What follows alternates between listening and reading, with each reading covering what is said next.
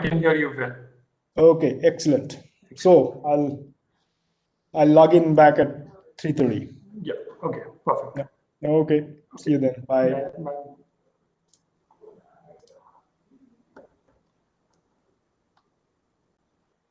Dr. Carr, Dr. PZ, can you hear me?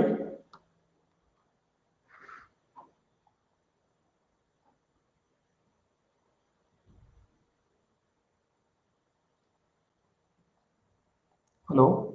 Hello, is this better? Yeah, this is perfect. This is Perfect. perfect. Okay. I can hear you well. Okay. And I can see you well as well. Yeah, perfect. Okay, perfect. All right. If I share my stuff now, can I do that now? Yeah, you can do that. Absolutely. Okay, one sec. Let me just, is it better to do a keynote or a PDF? Anything is fine, whichever you are comfortable. You can use with the share button over there down. Okay, let me just do as this. good Okay. as Switch to desktop app. not an issue. Yeah.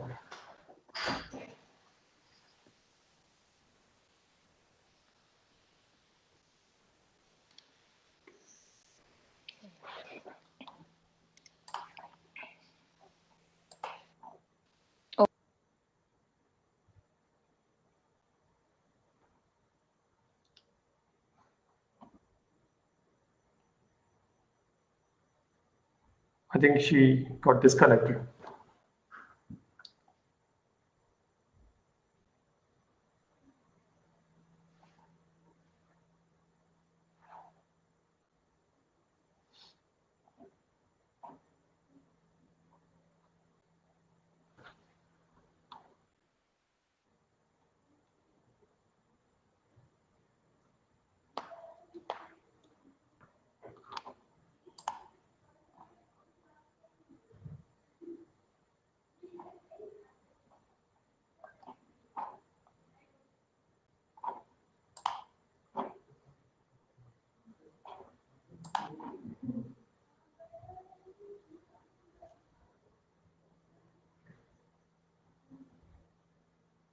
Okay, I think when I tried sharing, something happened.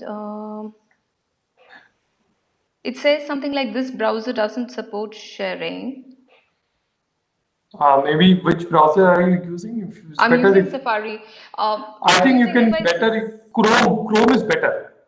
I don't have Chrome, but if I Firefox. send you the PDF, will that be good? Yeah, okay. Okay, But let me just do that. I think that's easiest for me. I think the sharing can be, if you're on Mac, if you go to preferences and if you screen share, you have to allow Safari to screen share.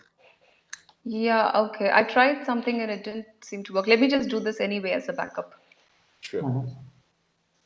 But if you have Firefox also, you can do. Firefox is also well suited for WebEx. Right. Yeah. Okay, I'll do that, but I'm going to set it anyway. Sure. No problem. No problem. Yeah. Yeah, for long run, it will help actually. Yeah.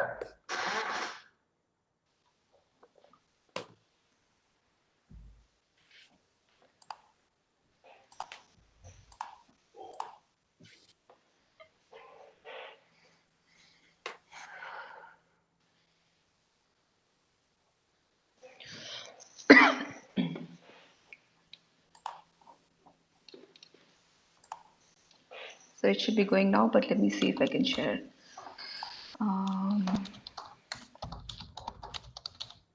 Switch to desktop app. No. Or use the latest version of Chrome. Okay, let me see if I can do Firefox.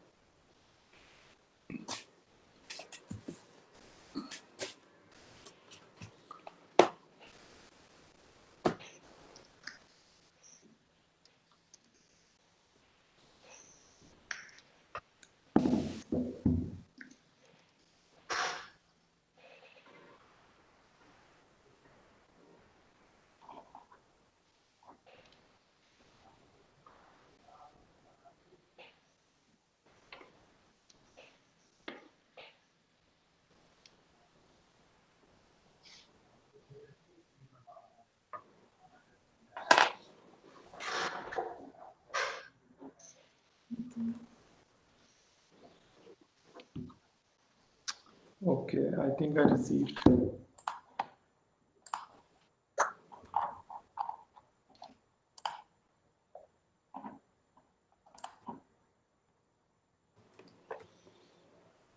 Okay, you're able to see me now, right? Yes, we can see you very well. Okay, now I'm using Firefox and I'm trying to share content. Will you allow to use your screen? Select Windows screen, entire screen.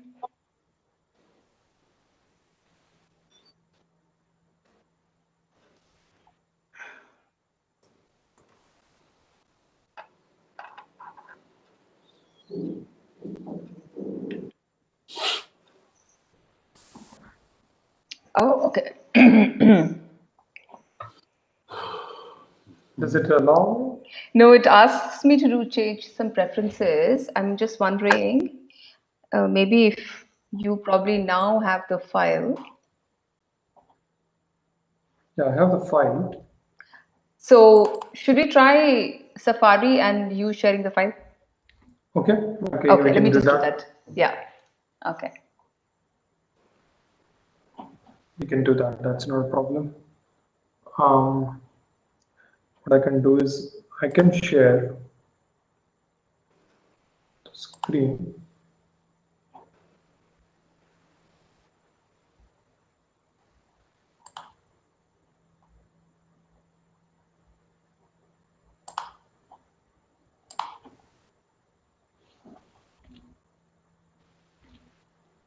Can you see the screen?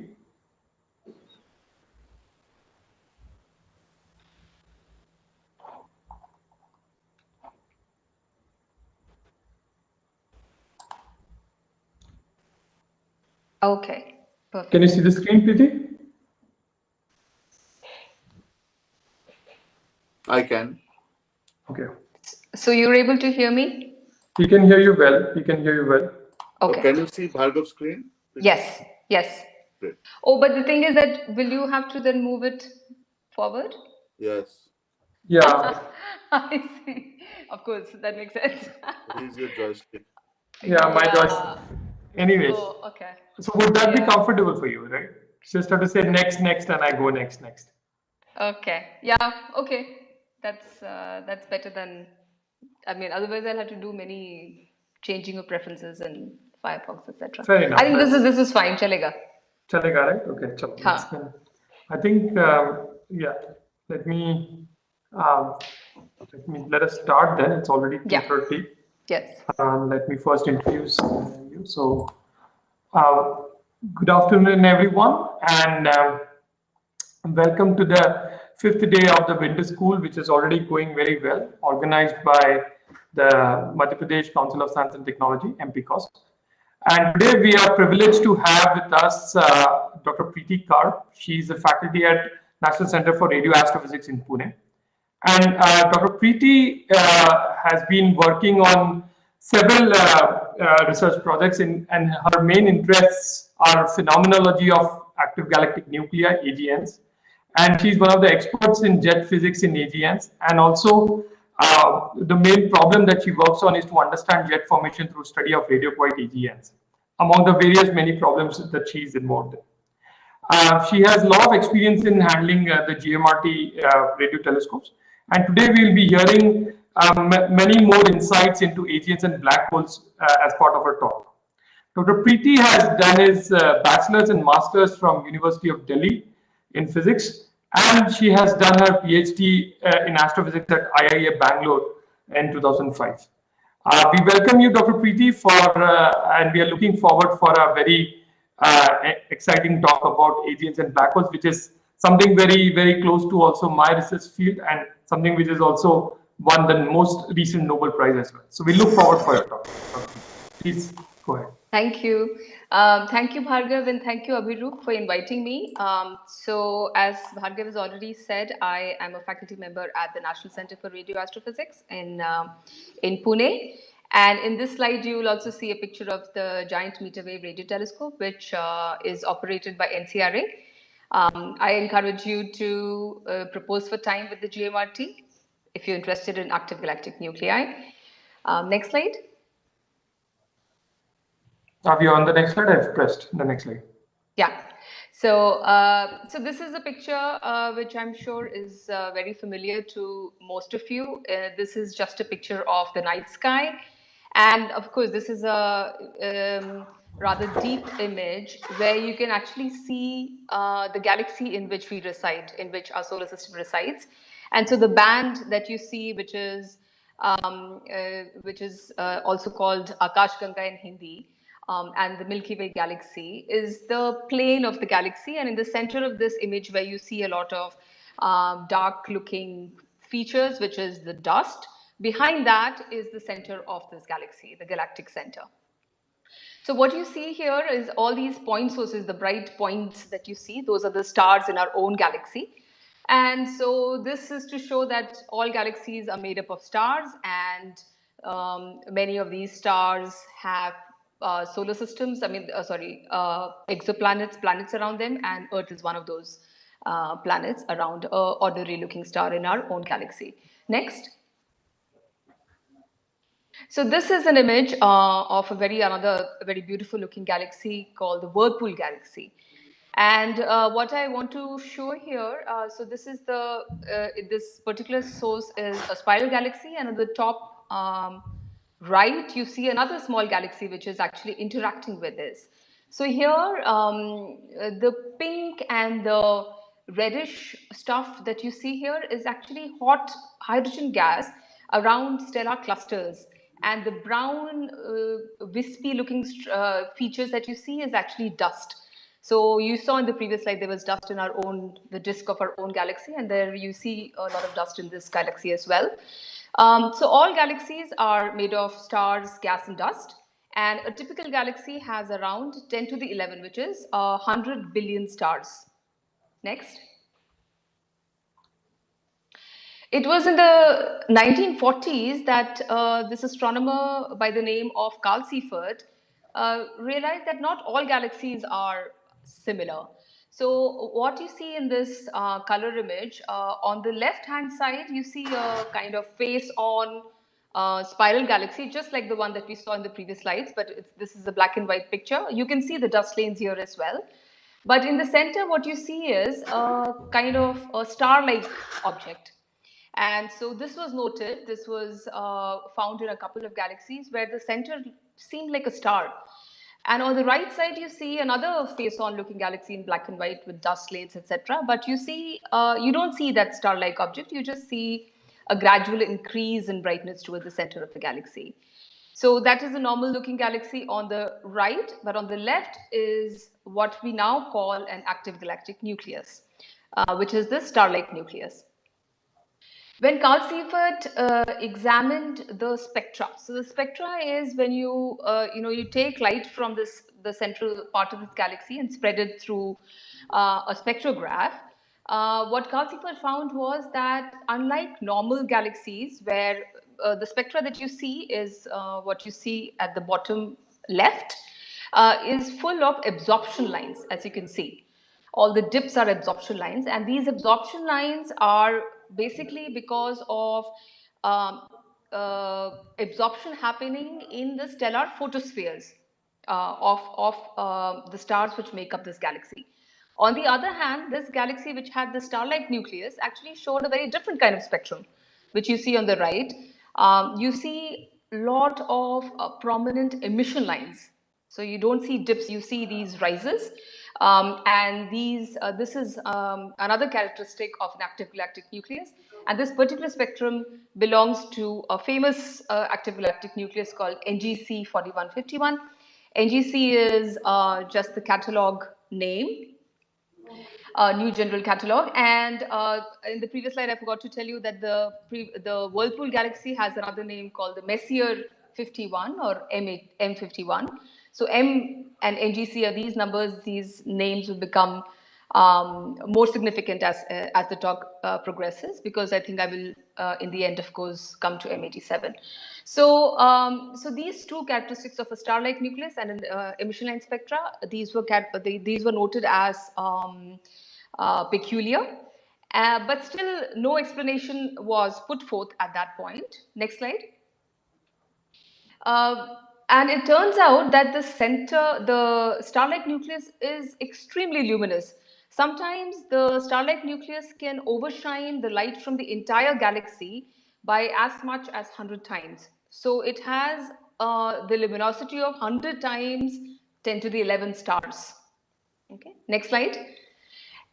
And so it was 20 years later that another such powerful object was discovered, and this was now what's called a quasi-stellar object QSO 3C273. So this image that you see, it just looks like a star, and that was what was noted initially, that it looked like a peculiar star. And we will also talk about the fact that there is a kind of wispy, elongated optical feature that you see there on the left. So that will turn out to be another peculiarity of these kind of sources. And on the right, what you see is the spectrum of this galaxy.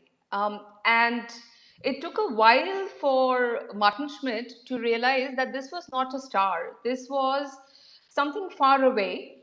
And that realization came from looking at the spectrum, because ordinarily it showed a lot of prominent emission lines, just like Cepheid galaxies did.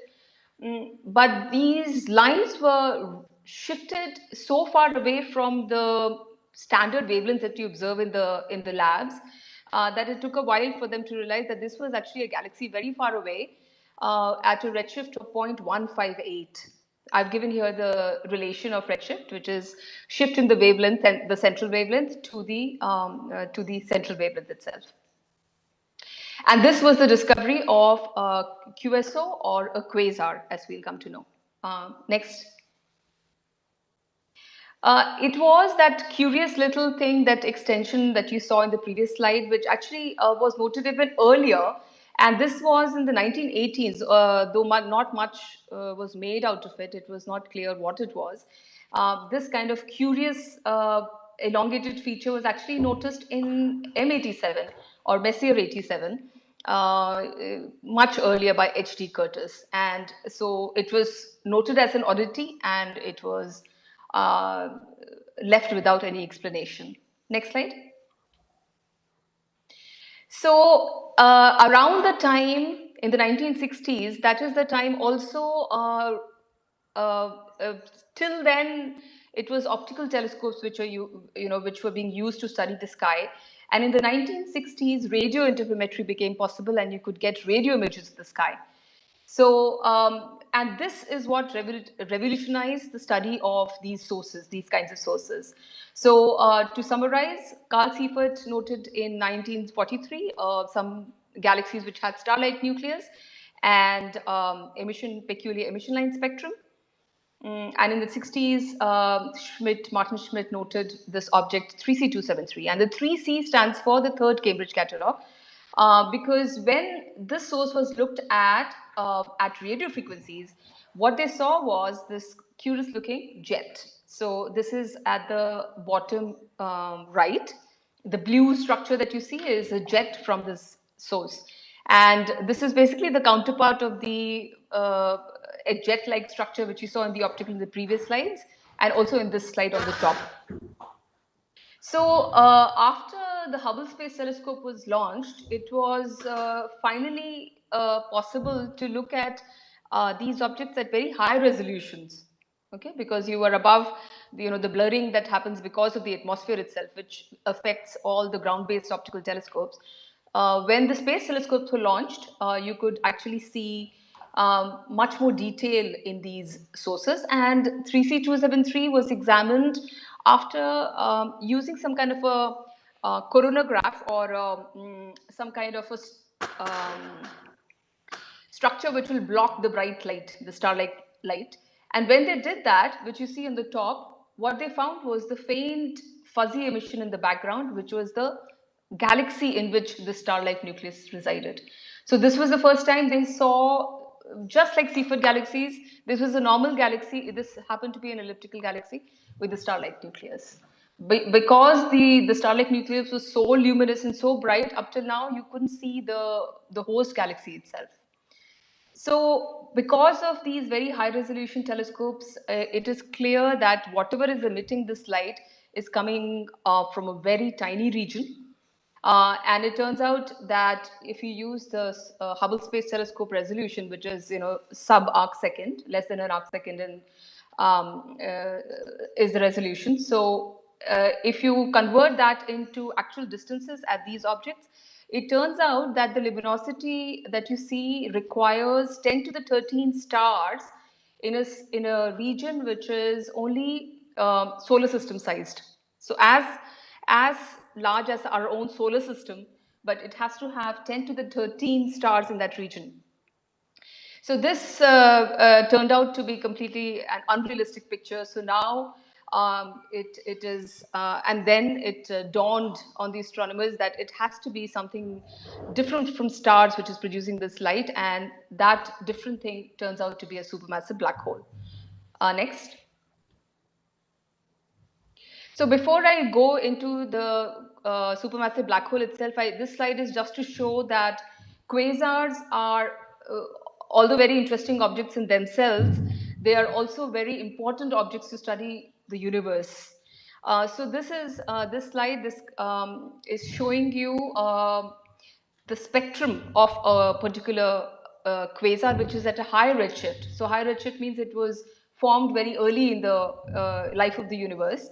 And the absorption, of course, you see the emission lines in this slide, but what you see on the left is a series of absorption lines.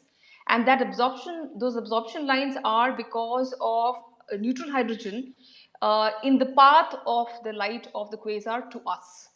So because of these absorption lines, you can actually study all the matter which is in galaxies and in galaxy clusters in the path of the quasar to us. So since you can study quasars at very high redshifts, you can study the distribution of gas in the universe using these objects. So quasars are important not just in themselves, but also to study cosmology, to study galaxy evolution, to study the universe. Next.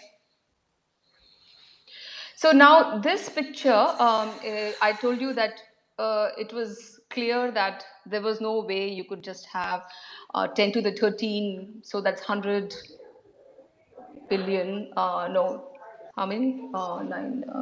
10 to the 4 billion stars in a solar size system. That was not going to explain, that was not a realistic model. So you needed a supermassive black hole in the center.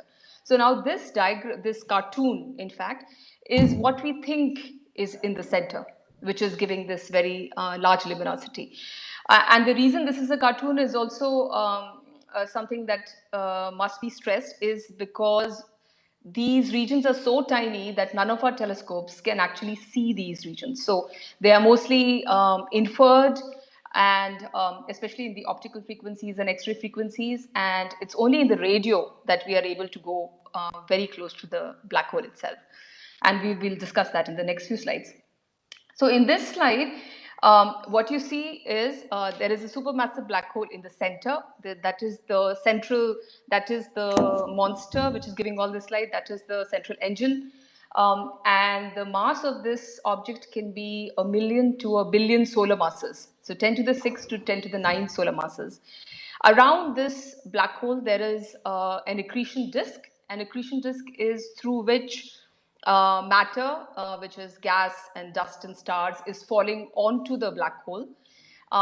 Around this black hole accretion disk system, there are clouds of gas, and these are the clouds which are very close to the black hole are moving very fast, and they are the ones which give rise to the broad emission lines that you see in the spectrum because of Doppler broadening.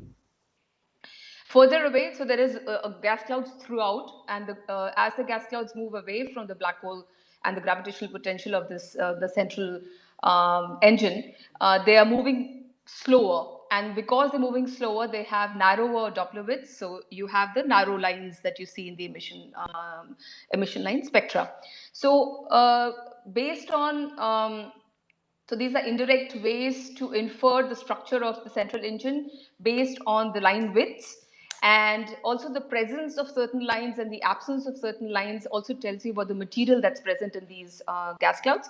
And therefore we have an idea about the densities of these gas clouds, even though you can't actually image them right next to the supermassive black hole. Now this orange looking structure is some kind of a obscuring structure, dusty thing, maybe dusty puffed up clouds, which are hiding the central engine. And this is needed because there are several AGN, several active galactic nuclei, which don't show broad lines, but show only narrow lines. So this is a way to explain all those different types of AGN based on how they are pointed towards with respect to us. If they are if somehow the AGN in some galaxy is almost face on, then you will see the accretion disk and the broad lines.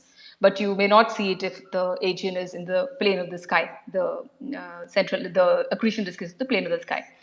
Now, this cartoon also shows some kind of outflow. So these are the jets which you've already seen images of.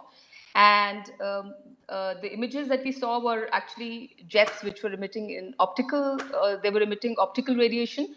But mostly these jets emit radio radiation. Next slide.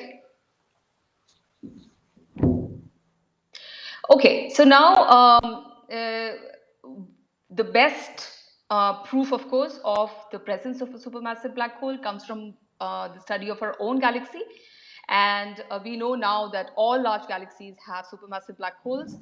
And this on the right is an image that has been obtained for the center of the Milky Way Galaxy, where each point is actually a star.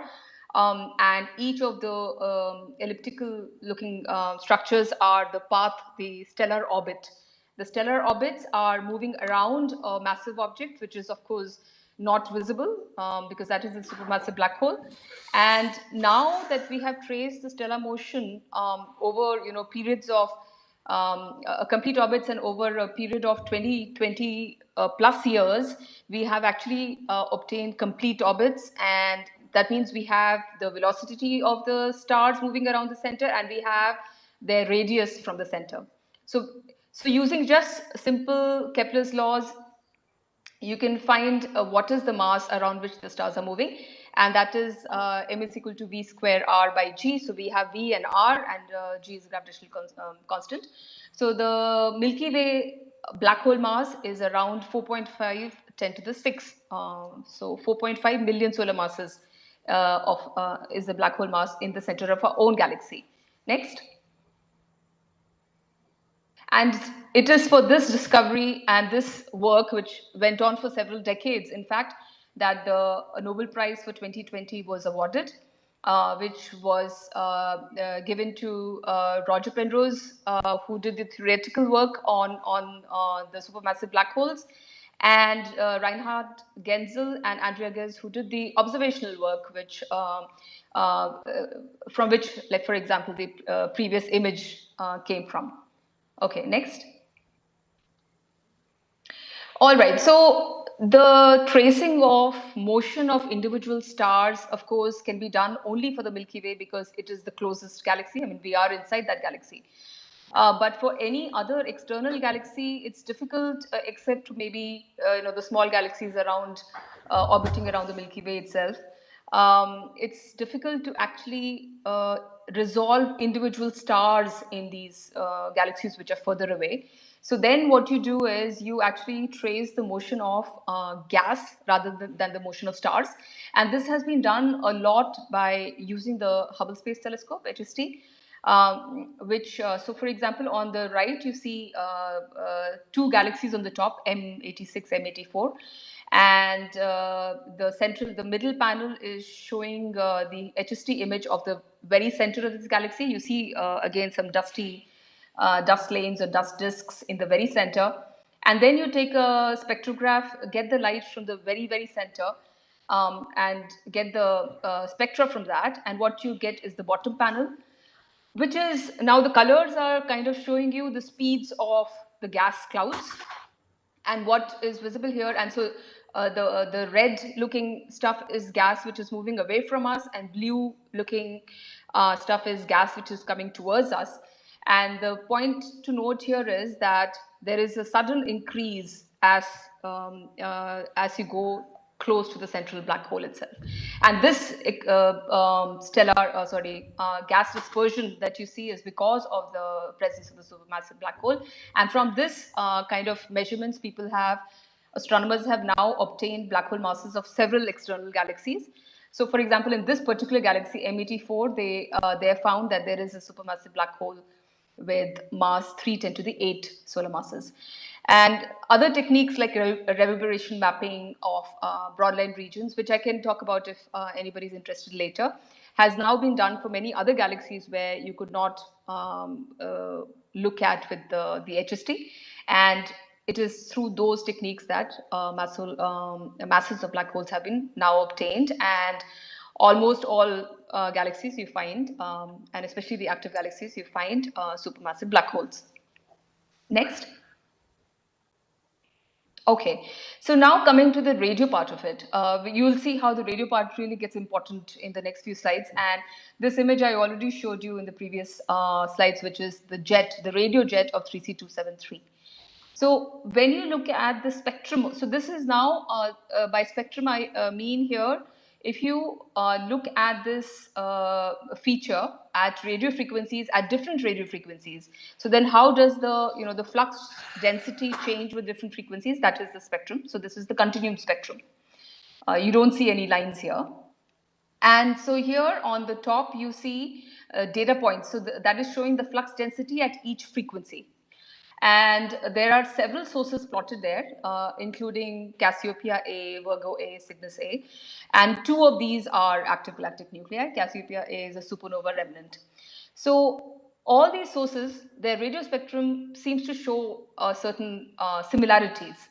And the similarities are that there is a slope, a characteristic slope, which has a value of 0.7.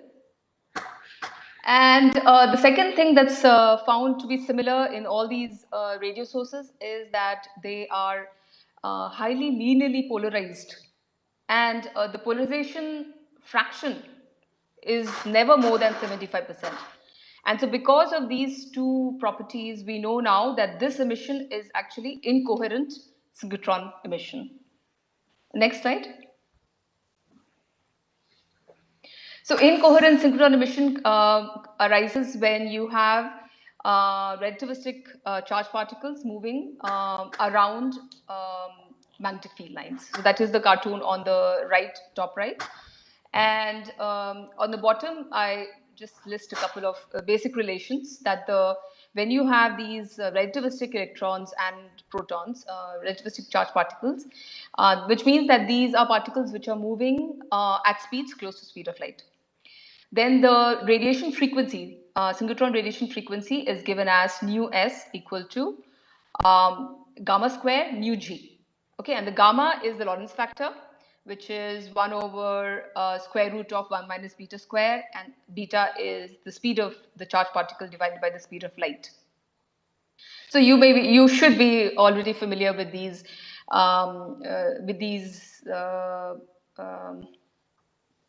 what are the right words? These properties, if you've done the special theory of relativity course. And here the nu g is basically just the frequency of the cyclotron radiation, which is non-relativistic charged particles, which is then proportional to the frequency of gyration, which is given as a magnetic field, charged particle, 2 pi, mass of the charged particle. Okay, so these are just to show some very basic relations of the synchrotron radiation that you see. And the spectral index, which I mentioned, the slope of the previous spectrum we saw in the previous slide, that is related to the electron energy index by this formula, alpha is equal to s minus 1 by 2. You don't have to recall these numbers, but if you do look at these notes later, maybe they can serve as a refresher. Next. All right, so now coming to the radio emission itself. So the radio emission is actually, it's a field in itself to study the radio emission in these AGN. And there are many kinds of peculiarities which are observed in the radio emission from AGN. So on the left side, you have what is a very famous Seyfert galaxy, and the green stuff that you see, the green looking spiral arms, is just the optical image. The blue and the pinkish purple stuff that you see in the center is actually the radio emission from this galaxy. So immediately it's clear that the radio emission from this galaxy is small in size. Even though you see some kind of an outflow, it's small. It's smaller than the size of the galaxy itself.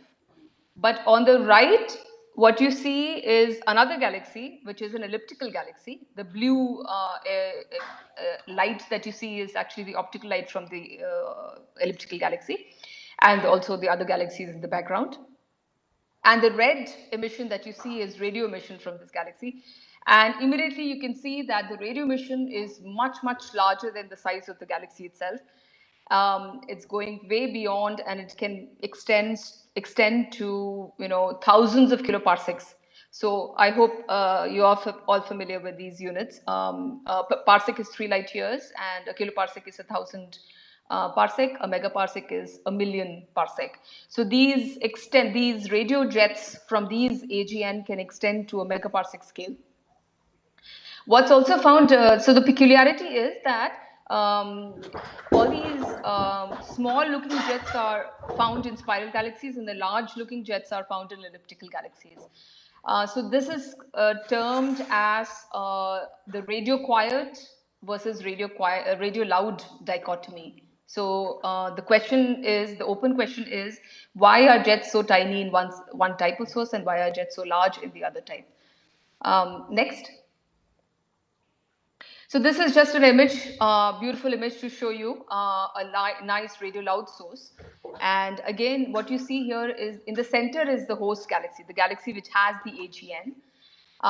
And it's a very tiny, relative to the radio size, it's a small elliptical galaxy. And the pink emission that you see is, of course, the radio outflow from this AGN.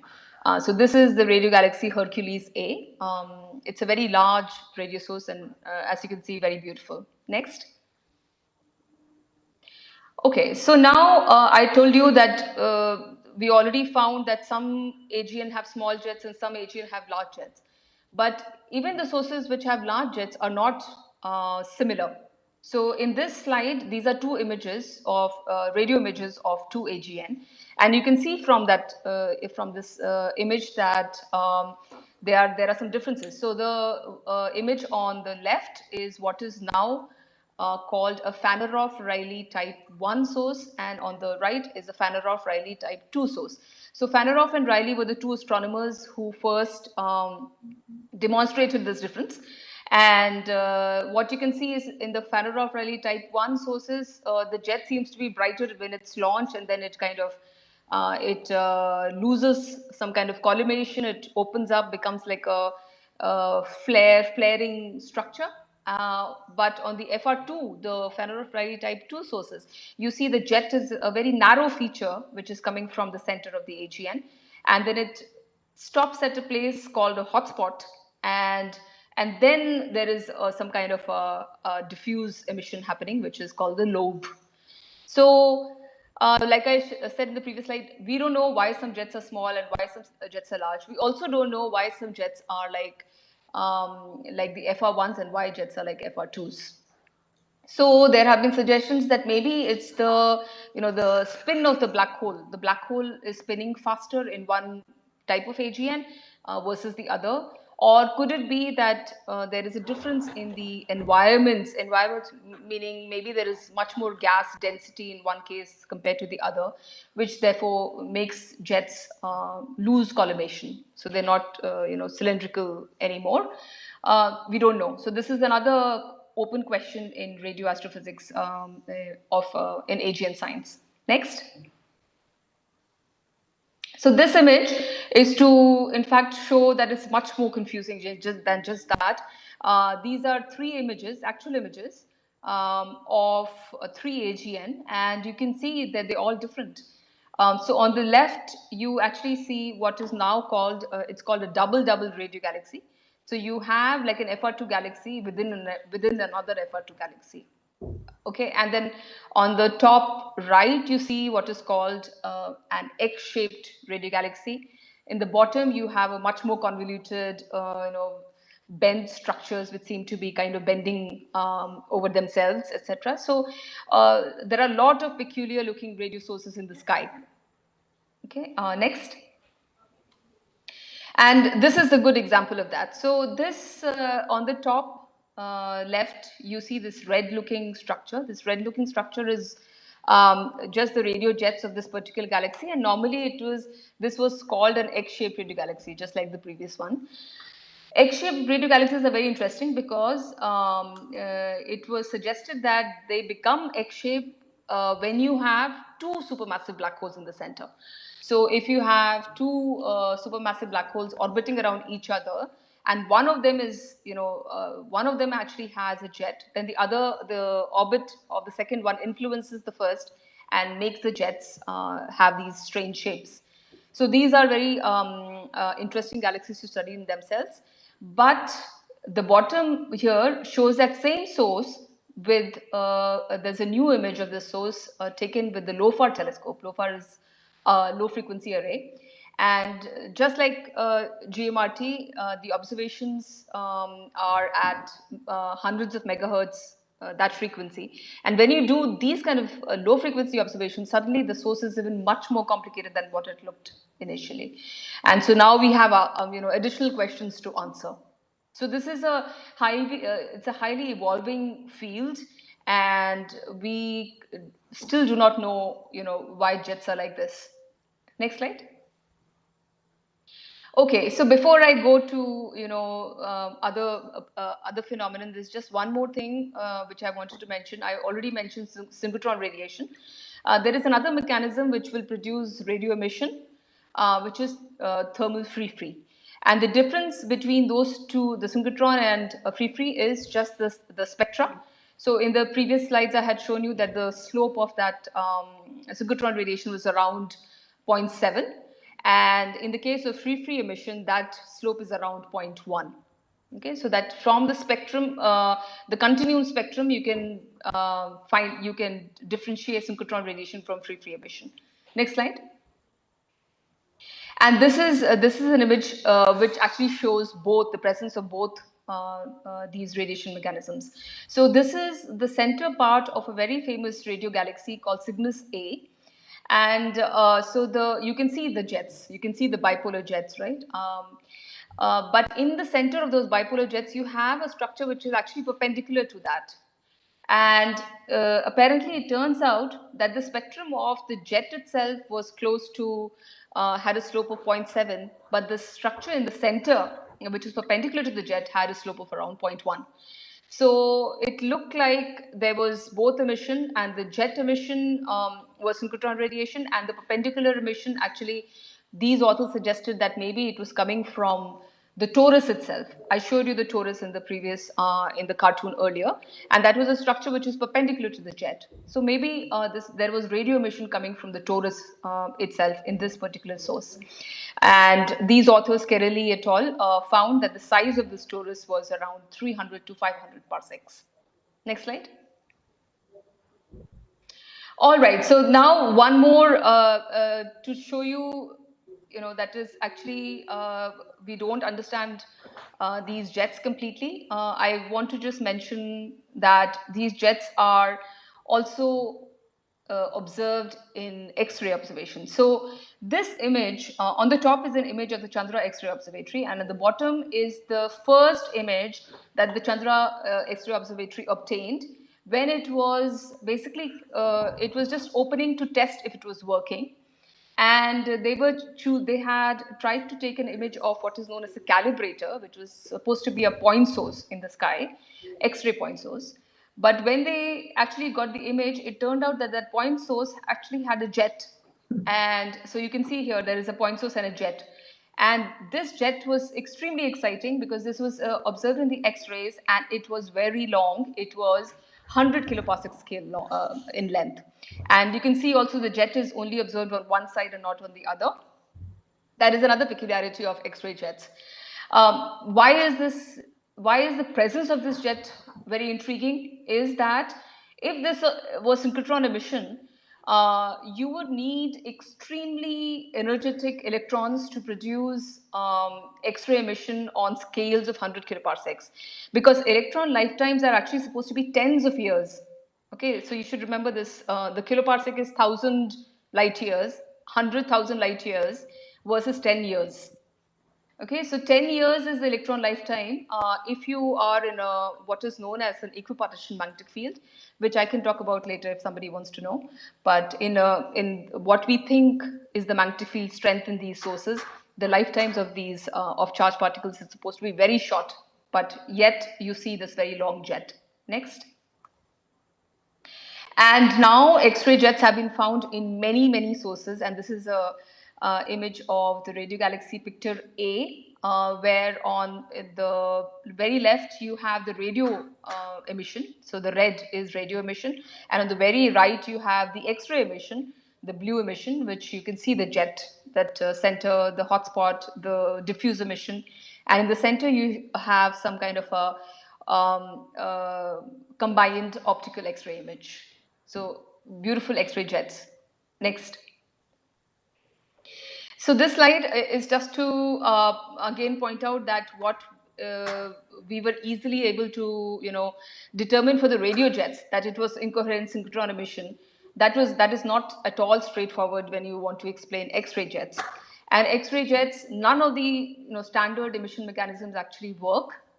So it's still a mystery what is happening in these jets. So, for example, if you use a synchrotron emission mechanism, if you want to explain them, use a synchrotron emission mechanism, you need, of course, like I said, very, very highly energetic particles. Within the Lorentz factors of the electrons have to be greater than 10 to the 7. You also need that the electrons somehow need to be constantly accelerated along the entire length of the jet, which is because it's very long. If you try to explain them with synchrotron self-Compton, you need very large magnetic fields, which is not what we think exists in the source. If you want to explain them with the inverse Compton mechanism over the cosmic microwave background photons, then you need that these jets have to be extremely relativistic on very large scales, which is also, it's not clear that that's the case. So we don't actually understand X-ray emission from these AGN jets. Next. Okay, and now coming to kind of the last part of the talk, which is another thing that we completely don't understand, is the formation of these jets. So I told you we don't understand the magnetic fields and the plasma. We don't understand the content of the jets. We also don't understand how these jets are formed. So this is a cartoon, of course. It's not an image, and you see the accretion disk, and then you see these outflows in the blue, and the white lines are supposed to signify magnetic field lines. This is the standard. This is known as, or this model was first proposed by Blanford and Znayak. So this is the Blanford-Znayak model for jet formation, and in this model, both energy and angular momentum is extracted from the spinning black hole. So the power extracted is proportional to magnetic field square, magnetic field strength square, and the angular velocity square. Okay, so you larger the magnetic field, faster the rotating jet, faster the or stronger the outflow, or more powerful the jet. Next slide. Next slide. So now coming to the the crux of this talk. Because I showed you the previous slide and I showed the fact that this was shown as a cartoon. I mean, there is a reason for that again, is that if you really want to get an image of the radio jet as it is launched from the black hole, then you have to rely on certain techniques which are now they've become standard for radio interferometry.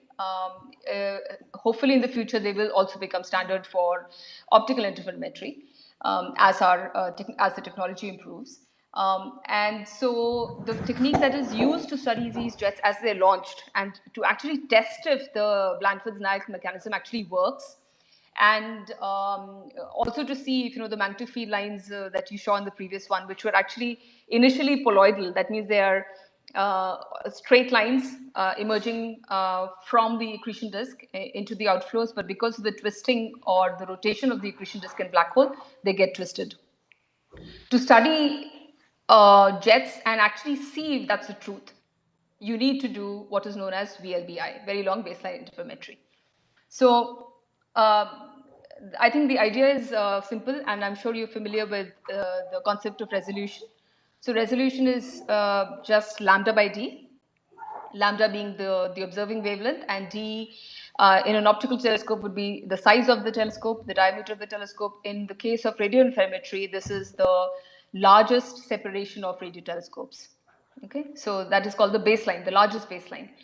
And because radio interferometry is possible for telescopes which don't have to be necessarily connected. So these, so like for example, the GMRT is a telescope array where different telescopes are connected by optical fibers. You can actually you can make observations from radio telescopes which are not connected in real time, which can be separated by large distances. By large distances, by the the procedure is to kind of record data individually at these radio telescopes, and the only constraint being that there has to be a very highly accurate time clock at both these telescopes. So you record the data with a timestamp which is highly accurate. So you need hydrogen maser clocks, for example, at both the telescopes. Later, you take the data from the recorded data from each of the telescopes, and then you correlate the signals in one central location using those accurate timestamps. And on the top is shown, it's array of telescopes which does VLBI, very long baseline interferometry, and that array of telescopes is called the VLBA. This particular set of telescopes is called the VLBA, which are 10 telescopes which are spread around the US subcontinent. But of course, there are many other arrays which can do VLBI. And on the bottom left is a cartoon again to show how VLBI is working. So if you have a quasar and those lines, those are the wave fronts of that radio emission that's coming from those quasars. They reach both the telescopes, which are far away, and they both are recording the data, and then later you kind of correlate the signals. Because you can do this, you can actually get arbitrarily high resolution because you can increase the baseline.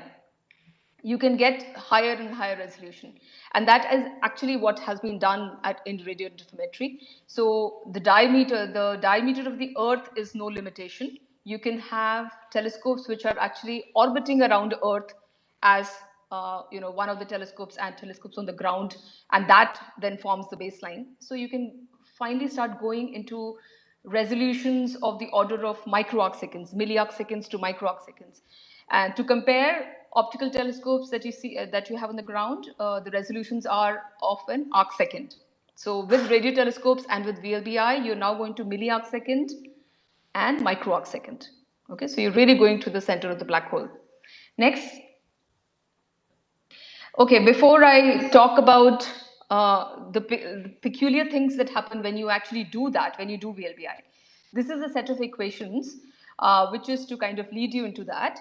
And these are relations which come from the special theory of relativity, and these apply especially when jets are launched from the black holes, because the jets are launched at relativistic speeds. So the jet plasma is launched at relativistic speeds.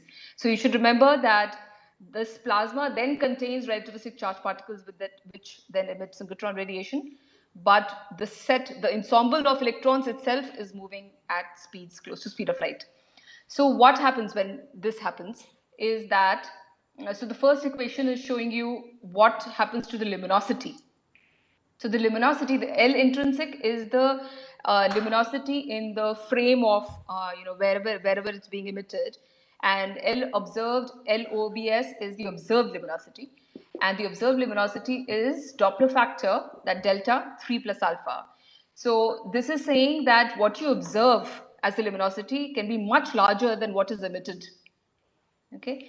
Then the next one is to show, it's called the jet to counterjet intensity ratio, which is saying that if there is a jet, if you take the brightness of the jet and then the jet which is moving away from you, this kind of relationship applies, and this will lead to certain, it'll have a certain manifestation, which we'll see in the next slide. And then the apparent speed of the jet. So that means what you think is the speed of the jet, what you measure the speed of the jet to be, the relation is given there, beta apparent, beta meaning speed with respect to speed of light. So the things that you can see here already are basically it's a interplay of beta and theta. Theta is the orientation. So if the jet, that is the orientation of the jet with respect to our line of sight. And beta is the speed with respect to speed of light. So these two things are coming into play, and this will produce interesting effects. Next slide. Yeah, so the first thing that it produces is that when you look at these sources with VLBI especially, if you look at the center of the AGN, what you start seeing in the radio are one-sided jets. Okay, so one-sided jets is not that it's basically, so that's what's shown on the left side. You see the point source, red looking point there, and then if you look at that with VLBI, you actually see a kind of a jet. And on the right side is a contour image of the same, of another radio loud galaxy, for example. And that compact core is the center. And that center, when you look at with VLBI, you see a one-sided jet. And in this particular source, actually, you see already a one-sided jet in the contour image.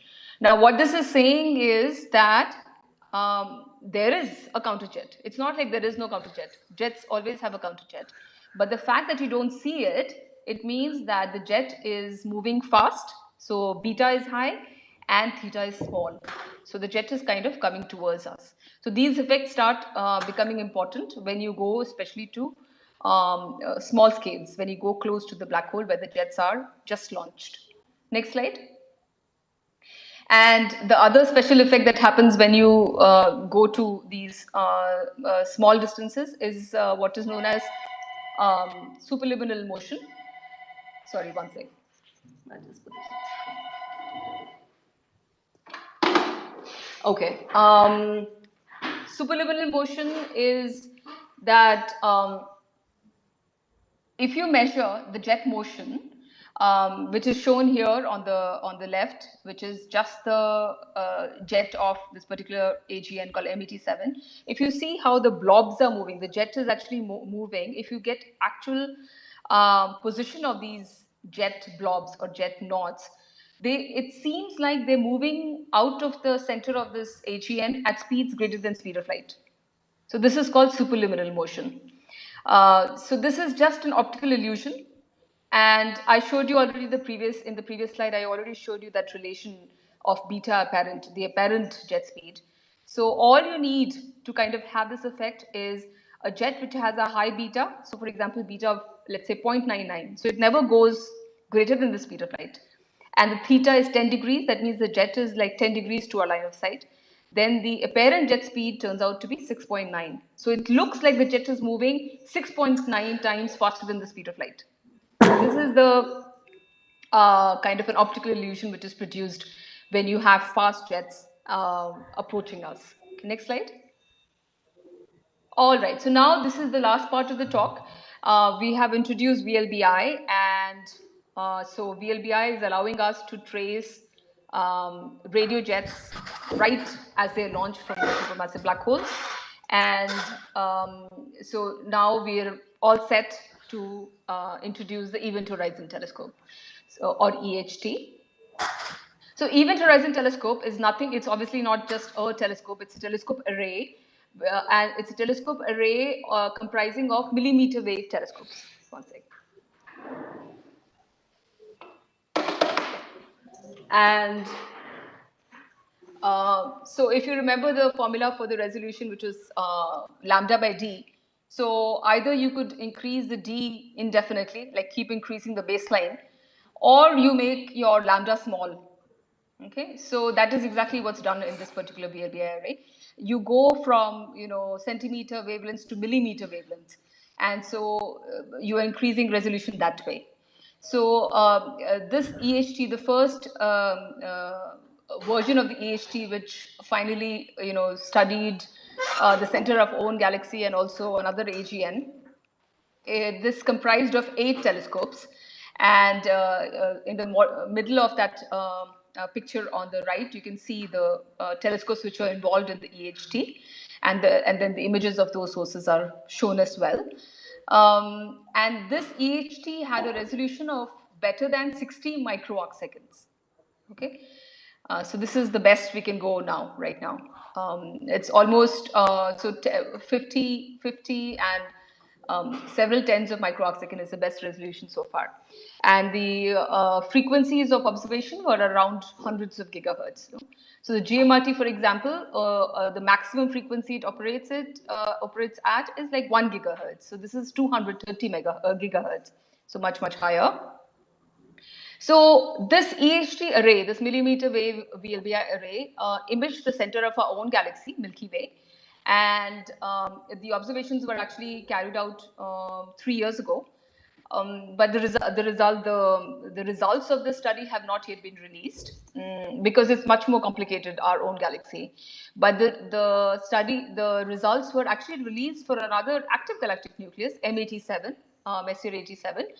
And this was, I'm sure you've, if you've not, then I think you should definitely take a look at the press release that happened in April 2019. Next slide, which then produced this very famous image, which is the black hole shadow in M87. So I would definitely encourage anybody who's interested in learning about black holes to this website, the Event Horizon Telescope website, which has a whole series of publications related to this, and provides details about how this image was actually obtained, which was a lot of work. I think astronomers took around 2 years just to analyze the radio data, and hundreds of astronomers together took 2 years to analyze the data of the center of this galaxy. So what you see, this donut-shaped structure that you see in the red, we believe it is the accretion disk, which is the gas in which is rotating. The gas itself is rotating at relativistic speeds, so speeds close to speed of light. Which is why this donut structure seems to be brighter, in one direction than the other. So that is the gas which is approaching us, which is Doppler boosted. So I already showed you, how the observed luminosity can actually be brighter than what it is intrinsically. Next slide. So this image is the same now, and then it's the same object still. But this is to show that there are some complications. It's not super easy to actually interpret that image. So for example, another candidate for explaining this brightened donut structure is that maybe this is in fact the rotating jet from this galaxy. And so that's shown in the left. You see the blue rotating arrows which are showing some kind of a jet which is coming towards us, and the red arrows are the accretion disk, the rotating accretion disk. So to actually distinguish between a jet which is coming, a rotating jet towards us versus a rotating accretion disk, that's something that's still being worked out. And that is where now it becomes important for us to do polarization studies, radio polarization studies, to actually see what the magnetic field structure is like. So now we're finally coming, close to, if you remember the Blandford's-Nayak model, which I had shown in the cartoon, we are now getting there. We are now actually in a position to check if whatever the cartoon that we had, is it really, is that the truth? So next slide. This is just a montage of all the radio images of M87. Okay, so M87 on the top, you can see this beautiful Fanarov Rayleigh type 1 source. FR1 source, which seemed to show a one-sided jet, which we know now is because the jet is fast and close to our line of sight. If you keep looking at that jet at higher resolutions, if you look at the center, rather the core or the center of that AGN, in high resolution images, that is where you start seeing the second panel, which is from the VLBI, one of the VLBI arrays. You see again a core jet structure. You go at even higher resolution. The GMVA is another VLBI array which is observing in millimeter waves, and you see another core jet structure, and then you go to the Event Horizon Telescope at 230 gigahertz, and then you finally see the shadow of the black hole. So this is where right now radio interferometry and AGN science is at. So these are very exciting times. And finally, the last slide is another result that came out last year. In fact, I think the most exciting results are still coming out, and I'm not presenting that, but I will let you know about that just now. This is the second image, a very prominent image that came from EHT, which was a quasar 3C279. I've already introduced 3C279 to you, and this is the EHT image of the same. So, what is interesting is that on the left side, where you see the core jet structures again, just like any other radio AGN, when you look at the core, the unresolved part with the Event Horizon Telescope, what you see is the image on the right. So you see the jet, you can see the jet in the, kind of roughly north-south direction. But maybe this is not very clear from this image, but the jet then seems to connect to some kind of a perpendicular structure in a very curved manner. So the jet is not somehow not being launched, perpendicularly to the accretion disk. I mean, there is some complexity involved here. So then I think that is now the next frontier for jet production research, is to explain these kind of radio images. And so I'll finally end by saying that the latest image, for example, which has come, actually has come from Radio Astron, of another quasar called 3C273. And Radio Astron is another VLBI array, which actually uses telescopes on the ground and a space telescope. So this was a radio telescope in space, which was launched by Russia, which is not working anymore. But that is, again, a high resolution VLBI array, which has now is able to resolve the jet itself on tens of microarcsecond scales into some very complicated spine and sheet structures. So I'm going to stop here, and I'm happy to take questions. Thank you, Dr. Preeti. Thank you so much for your amazing talk, and I think and also perfectly on time. Now now the floor is open for questions. I think I can see already some questions on the chat window, so we can take one by one. So let's take the first one from Shubham Bharadwaj. So a great talk, ma'am. I missed up the AGN model due to pattern. Can you explain the BLR and NLR regions and the model again? Okay. Do you want to, Bhargav, do you want to go to the sure. Slide? Okay, so the BLR, NLR are just the broadline regions and narrowline regions. So those are the acronyms for broadline and narrowline regions. And it's not clear. So from this cartoon, you can see the broadline region is the set of clouds very close to the black hole accretion disk system, which produce these broad emission lines. And the narrowline region, NLR, are clouds which are further away. So based also on the presence and absence of certain emission lines, we know that not only are the BLR clouds moving very fast, but they also have certain electron densities. And so these are expected to be dense, and so they have electron densities of 10 to the 8, 10 to the 11 centimeters per cube, whereas the narrowline clouds are rarer and slower moving. So this is the BLR and NLR. But this cartoon is not accurate to the, I mean, if you really follow AGN research, for example, just I think 2-3 days ago, somebody has imaged the BLR, NLR using the 8-meter telescopes in Hawaii, not Hawaii, sorry, Chile, the ELT, the extremely large telescope, and they have found that the BLR is just a disk, actually a disk-like structure rather than what you see here. So all this you should take with a pinch of salt. We're still trying to figure out the geometry of these structures.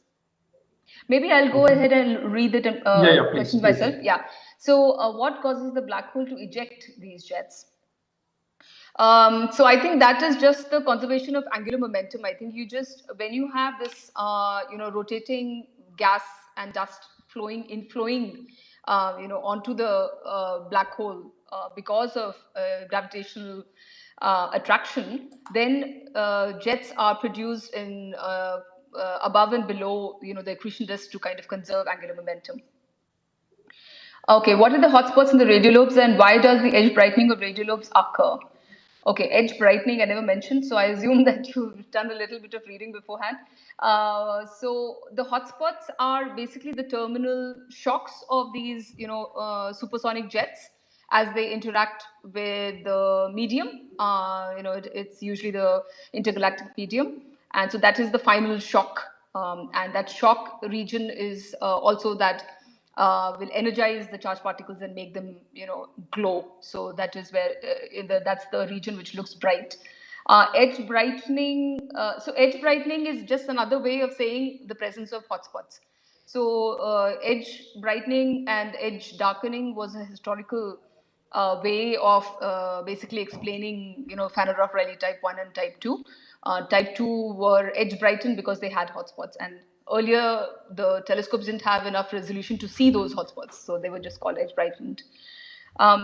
Is BLR and LR are the differences due to our line of sight? Okay, the BLR and LR exist. The line of sight will decide if you see the broad lines or narrow lines based on if the torus is obstructing your line of sight, basically. So they both exist, but whether you see them or you don't see them depends on the orientation.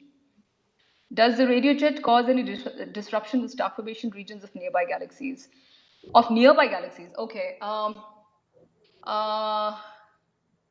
I don't know of many examples, but there have been suggestions that jets could influence maybe a galaxy nearby through which this jet has actually passed through.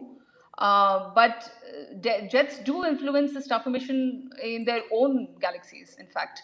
So if the jets are supersonic and powerful, they can impact the gas and then either increase star formation or even decrease in other circumstances. Okay, you tell me, Bhargav, when I should stop. Yeah, I think we should go. There are many questions coming up. Exactly. Let me choose one or two of them, so yes. I can club them. So essentially, I think one point that you wanted to mention later on also, it's about equipartition magnetic field. I think there's one question on equipartition magnetic field. Oh, right. Yeah. Yeah, okay, so maybe you can. Yeah, maybe I can just mention that. So see, the reason equipartition magnetic field is a concept that's happened because there is no direct way for us to actually estimate magnetic field strengths in these radio emitting lobes. So because I told you that this is continuum emission and you don't actually have the presence of emission lines, there is no way you can actually find. So for example, you need emission lines to, for example,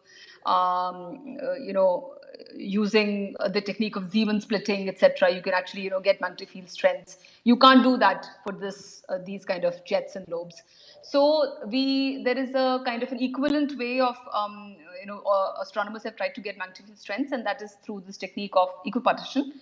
And the idea is the way you get that is that you assume that the energy in these radio lobes is equally divided between particle energies and magnetic field energies.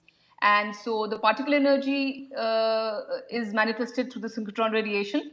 So you have some estimate because that's an observable. And from that, you then try to estimate the magnetic field strength. So that's a rough way to kind of get this. So let's go for last two questions if that's okay with you. We just stop after two questions.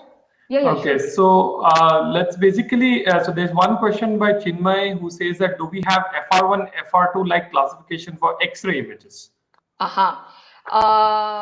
Yes, because if you see, remember the image of picture A, which I showed you, that actually has, it shows a core, hotspot, and a collimated jet. So that FR2 source actually has an FR2 X-ray image. I mean, so FR2 image meaning it has a hotspot and a collimated jet. And the FR1 sources, sometimes you just have much more diffuse X-ray emission in the jets, and that is also observed. So yes, the answer is yes. So there are, I can club now two questions. One of them it says in what band does torus emit, and whether the emission from the jet can be blocked by the torus. That is another question. Okay, perfect. Yeah. So I mentioned that the torus is probably some kind of a dusty, obscuring, material. So its emission is usually in the infrared wave bands, and it doesn't obviously block the radio emission. The radio emission can go right through, and that is the reason why we are able to study the radio jets all the way to the black holes, because the torus is not enough to stop that radio photons. Okay, so I'll just take the last one because there's some curiosity that there was a bright spot near the lobe of one of the jets on the slide where you showed diffused and lobe structure of jets. And then again on a different slide, there was a mention of bright object discovered near a jet in 2016. Are there any theories about these could be? Is it possible that these are connected to aliens? I see. So which, I'm not sure which. Yeah, let me try to see. Think she must be talking about the X-shape thing. So there was a green filter on the image. Yes, this one, and then before this there was another slide where the two structures of jets were shown. This one?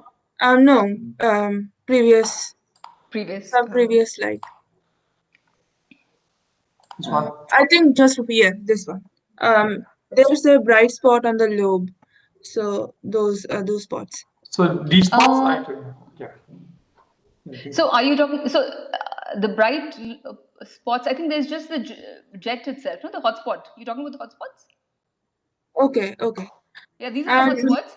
But actually, if you go back to the other image, that one, that point is actually very interesting. So the bright point source that you see next to the jet, it's actually, interestingly, it's believed to be another black hole. So it's interesting that you notice this. So there is a supermassive black hole in Cygnus A itself, and this other point source in 2016 could be another supermassive black hole. That is what the some of the astronomers have proposed.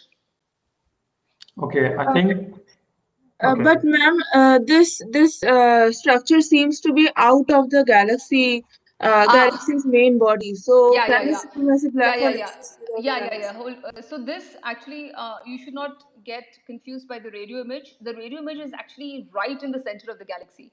So here you're not seeing the optical image. So the optical image shows that everything that you see here is very much inside the galaxy itself.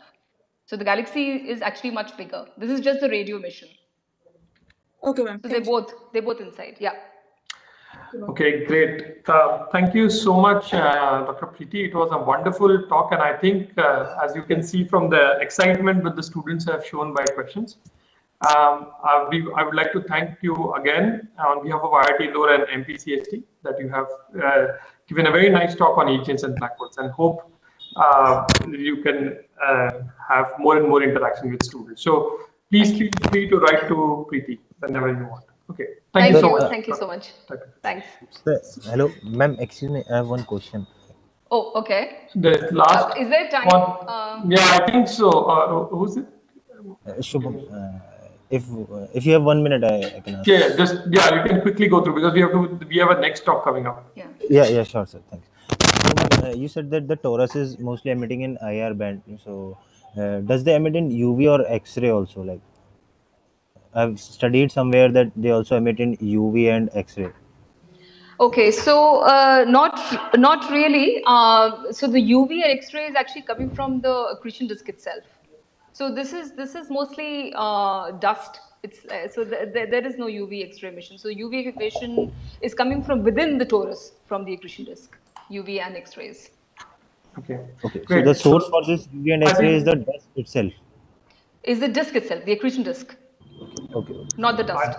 I think we Okay. can stop the questions because we Yeah. are almost going for the next one. Thank you so much once again, Thank Dr. you. Preeti. Thank you, It sir. was a Thank you. wonderful. Thanks. Thank you so much. Yeah. Thanks. Thanks. Bye. Thank you. So now let's move on to the next talk. And for the next talk, we have Dr. Durgesh Tripathi. I think he's already online. Dr. Durgesh.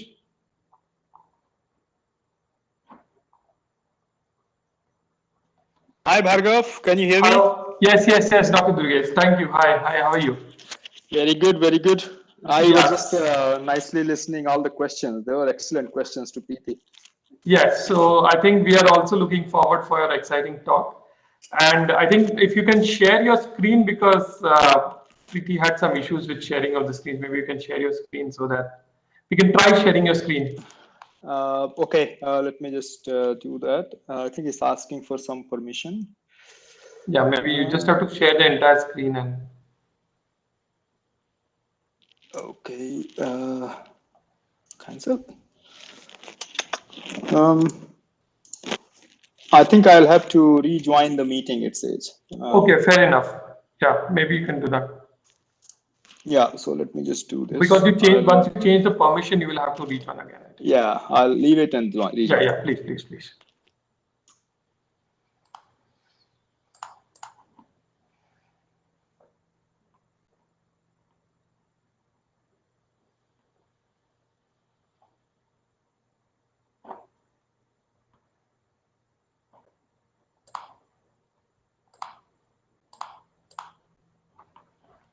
We cannot hear you. Hello? Can you hear me now? Yeah. We can hear you well. Yes. Okay, excellent. Now let me just try to share.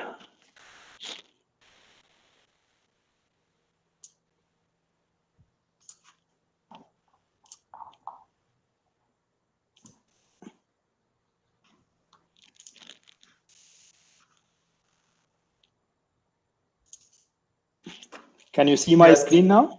Yeah, it's coming up. Yes, we can very well see your screen perfectly well.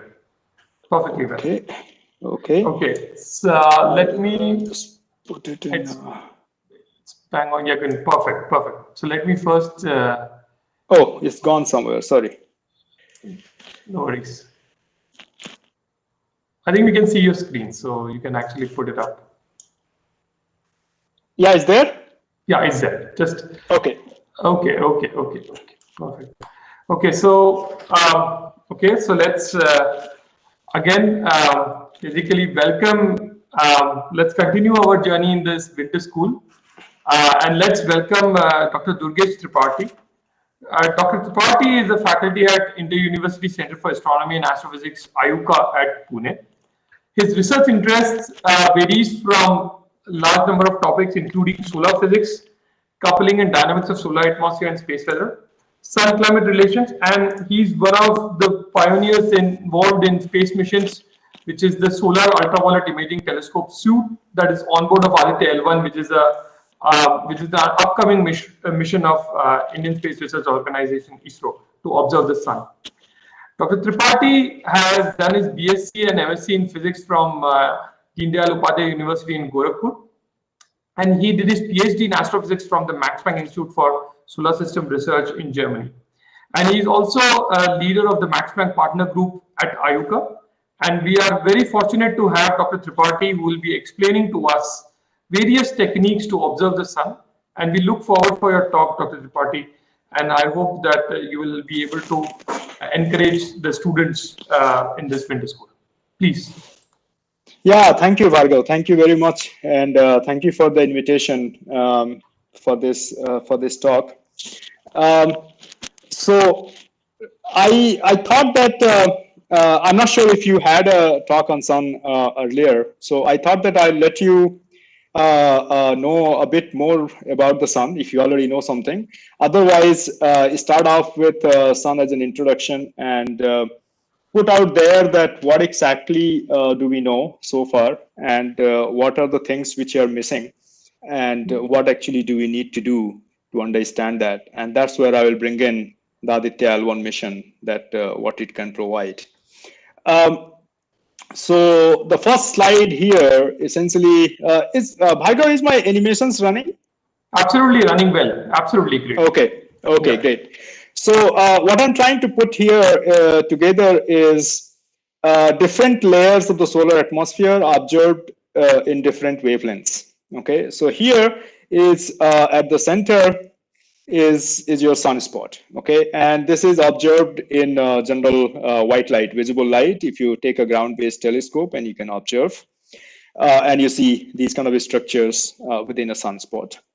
Then on the right here, what you see is an image taken using calcium filter. I mean, you can observe calcium line from ground, but this is taken from space because from ground you always have this atmospheric turbulence and the seeing is not good, and you always have clouds whenever you want to observe interesting features. So you go to space, and this is what is done from space. And what you see, this is the limb of the sun. So if you consider sun as a disk, then this is the limb, and what you see, these structures are lying away in the atmosphere. And then what you see in the top left here is looking into extreme ultraviolet. And what essentially you see here, there is a structure which is sitting there, and eventually it just decides to erupt, and that goes out as a solar ejecta. And this gas, along with the magnetic field, travels within the interplanetary medium, comes all the way to you and beyond, all the way to heliopause, and creates different kind of effects. And one of those is the aurorae, for example. If you heard of aurora borealis, if you go to North Pole and you can observe that. Northern Lights also is under name. And to put that in the perspective, Aditya L1 is going to observe the sun from all the way from this lowest most atmosphere to the middle atmosphere, which will be covered by this. And I'll tell you that how these observations from Aditya L1 will be complementary to whatever is done from outside world. Okay, now to begin with, let's get into some intro part of it. Now, to put into perspective, again, this talk is prepared for general audience who would be doing, for example, BSc and MSc, and also have some idea about science, that what a galaxy is, for example. Right. So this is to put things in perspective. This is an artistic conception of Milky Way, and this has to be artistic because Milky Way cannot be observed face on. It can be observed only edge on because we live in that galaxy. So we'll only see the arms of this. But if you think that it's a spiral galaxy and you put in perspective, then there are so many galaxies in the universe, about 100 billion. And our sun is one of 100 billion stars in our own galaxy. So this is a Milky Way galaxy. Of course, as I said, artistic conception. Then our solar system, our sun is one of those stars, which are 13 billion, I guess. It's an average star, and if I just point out where it stays, it's all the way far away from the center of the galaxy, right? So it's quite a boring place actually to live in here when you think in terms of the galaxy, right? So it's like living in a suburb in a city like Pune, right? There's not much happening in small village. But as I will show you that there is so much things happening here itself that things are very interesting. So the sun is a general star, average star like many other stars. So you must have seen this HR diagram. What you're plotting here is the luminosity on y-axis and temperature on x-axis, which is going this way. It's a kind of odd plot where the temperature increases at left side.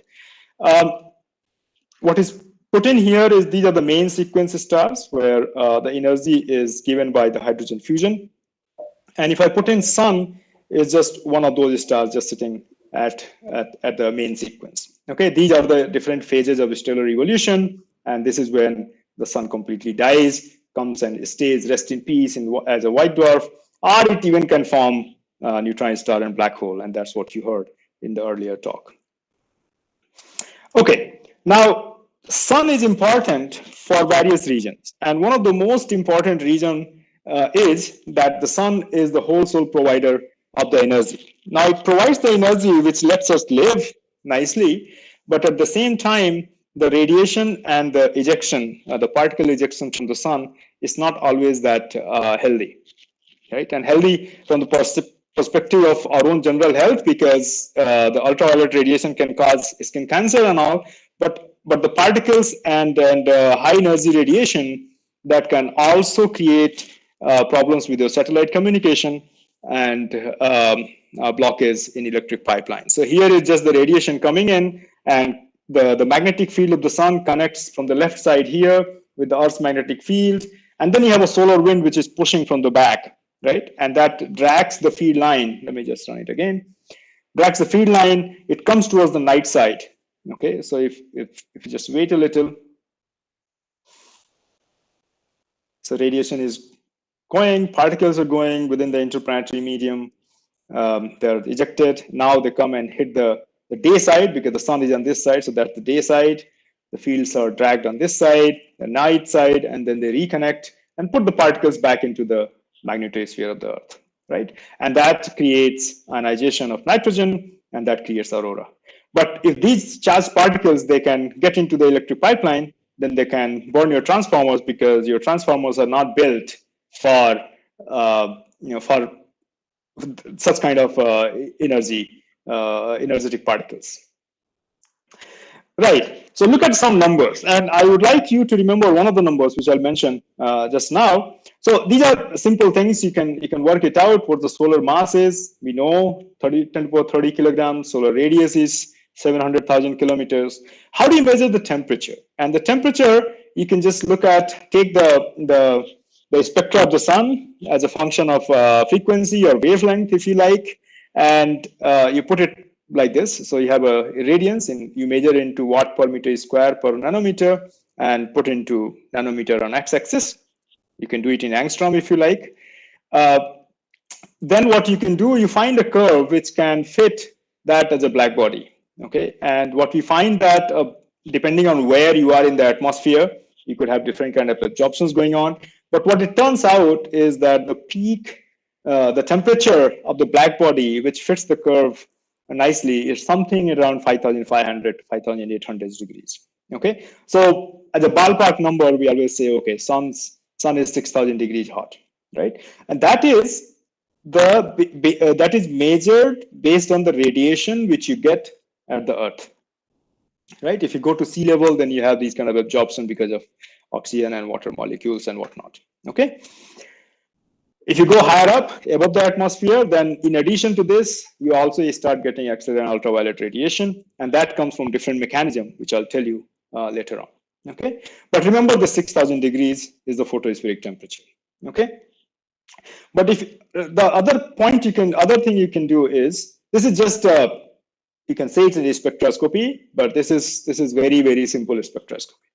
Now, if you take a high resolution spectrograph and take the sunlight and feed it through a grating, for example, then what you find is you will have this VBLI. Here are only two colors shown, but you will have the VBLI, the rainbow color.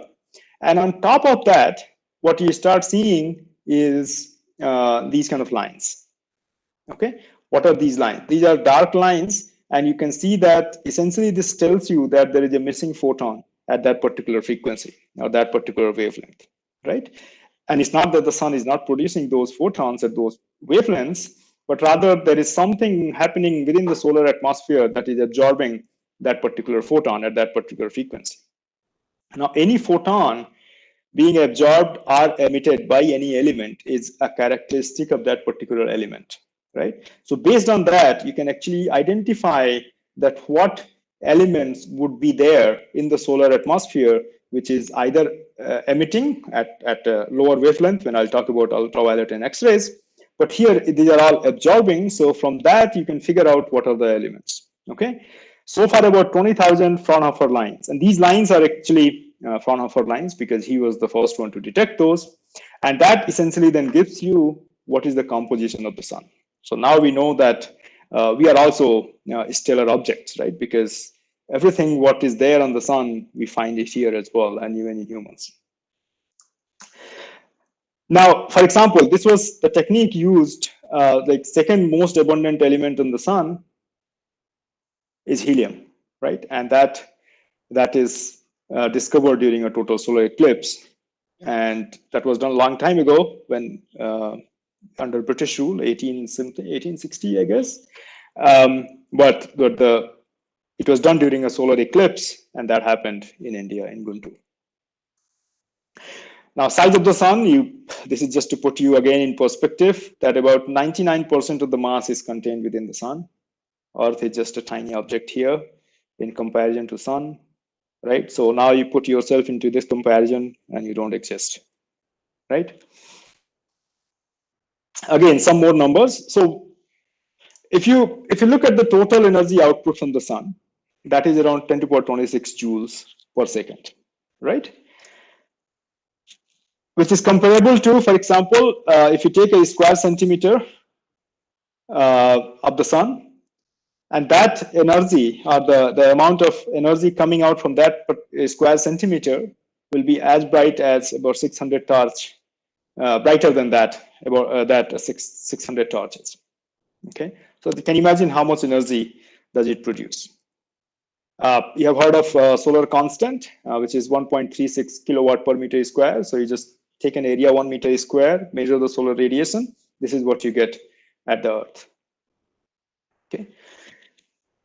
So solar energy is very important because 20 to 30 minutes, the sun provides the total energy for a year, right? And that can be consumed by humanity, right? So that's why the solar energy, and it does not create as much pollution as your coal, right? I mean, almost no pollution, and that's why there is a lot of focus.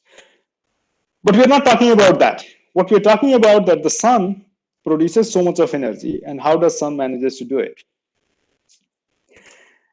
right? So this is another animation which I'll let it run. But what essentially you see is this animation tells you, or rather tries to show you, that there is a huge amount of pressure and temperature which is there at the center of the sun. What it does is then essentially to push two protons coming together, which is usually not possible, as you know, that they actually repel, but they break the Coulomb barrier and then they interact.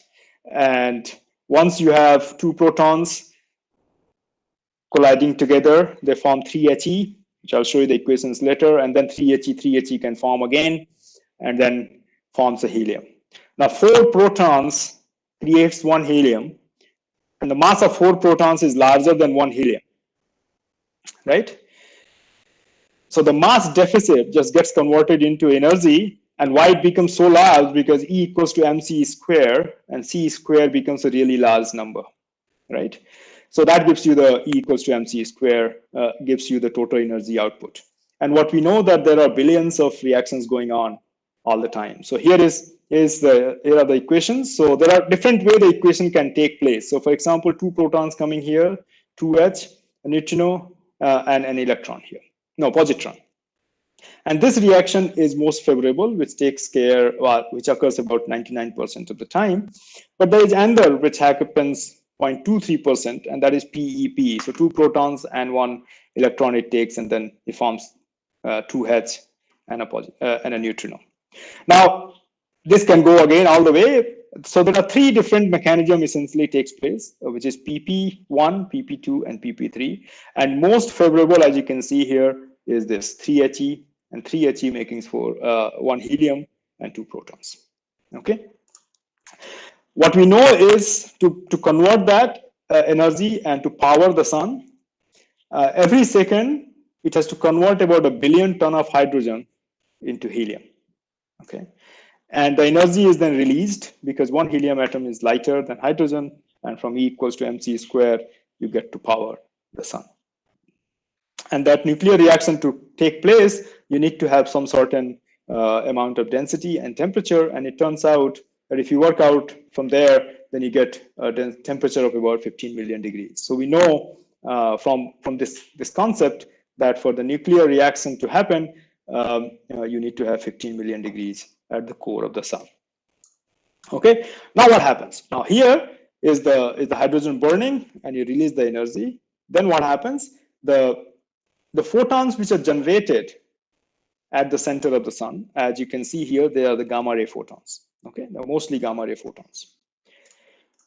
By the time they come to the surface, and they take about a few million years to a billion years to travel, that photon to travel from the center all the way to the surface. And why? Because the density is so large, they keep colliding. The mean free path is very, very small.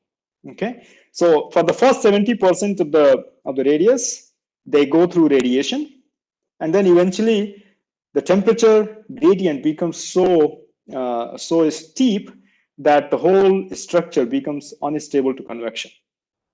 Okay, and then the plasma starts going up, the hot plasma starts going up, and the cool plasma starts going down. Okay, and that is what makes the convection. Do we see this? Yes, we do see this. So for example, if you take a very high resolution image of the sun, so what you see here is granulation. Okay, so this is as you can see 20 by 20 arc seconds. So what I told you, 700,000 kilometers was the radius of the sun. This is 40 arc seconds, so 40 multiply that by 700 kilometers. So that is 28,000 kilometers on the sun. Okay, this is 28,000, this is 28,000. Now in that, what you see, these tiny structures, they are tiny, I'm saying, but they could be about 10,000 kilometers. They are called granules. And what essentially you are seeing is these granules are bright when they're coming up, that means they're hot. And then there are dark lanes here, so they're cooling down and going in. Now, how do we know that they're going up and coming up and going in? What you can do is to essentially do a Doppler imaging, right? So for each point, you can look at a spectral line and look at the shift of the spectral line. So if the line, the central wavelength of the line is shifting towards the blue side, towards the smaller wavelength, that means it is blue shifted. Is moving towards the right side, then it's red shifted. And what you can see, you can actually match very well here that whenever these guys are coming up, what you see is a blue shift. That means the plasma is coming towards you. And whenever you see these red, they are the network, these dark lanes here, and that's where the plasma is going down. So you see this is a cyclic process, and that's what makes the convection work. Okay. Now, from there, then you have this photosphere. This is again an artistic picture based on whatever we know from observations. This is the photosphere. And the photosphere is because that is the first layer which we see. Right? Beyond that, we can't see because the optical depth becomes 1 at that height. Okay, and that's the photosphere which we see from ground because this radiates invisible light. Now, imagine that the gamma ray photons which were emitted here, they lost so much of energy that by the time they reach the surface of the sun, they become visible light photons. Okay, and those are the visible light photons. They come all the way to us. So they take about 1 billion years to travel a distance of 700,000 kilometers, but then they take 8 minutes to come to us, which is 1 AU, right? The sun-Earth distance. And then you start seeing various structures on the sun, like the sunspots.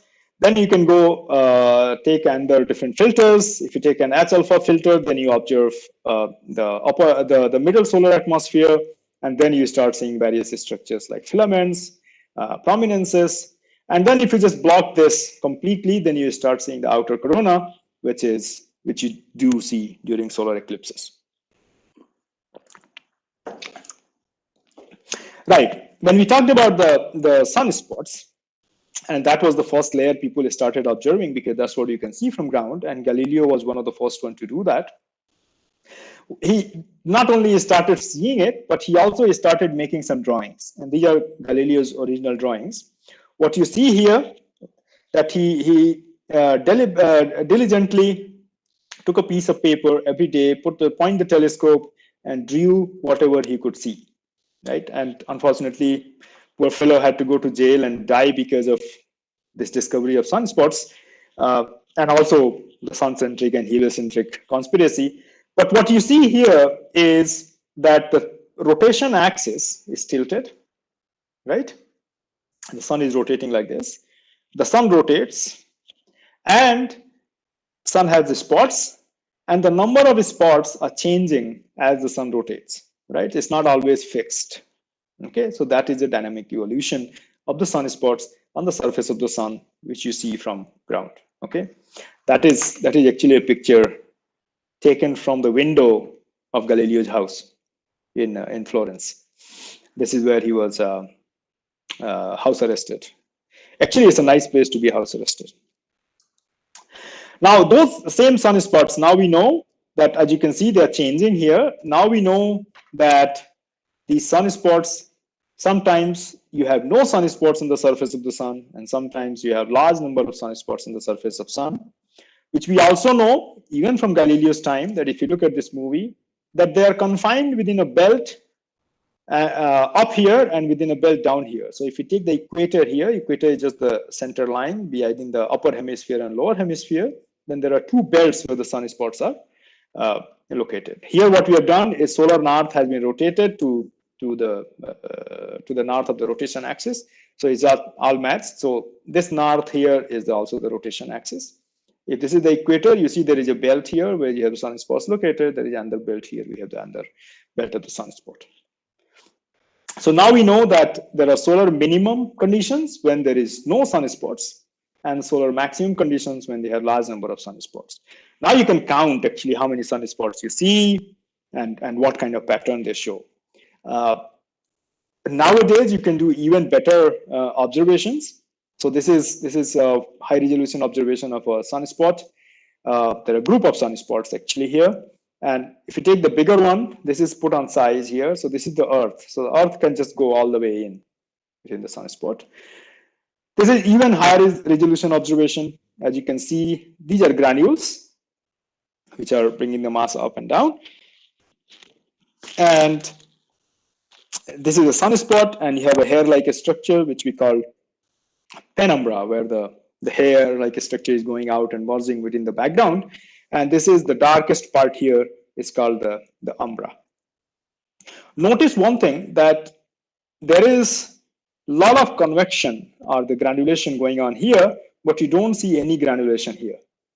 And that essentially, which I'll tell you later, is because there is a very strong magnetic field here, which does not let granulation or the plasma to get inside the magnetic field. It prohibits the convection to occur, and therefore the mass doesn't come from below, and that is why the sunspots, they look very, very dark.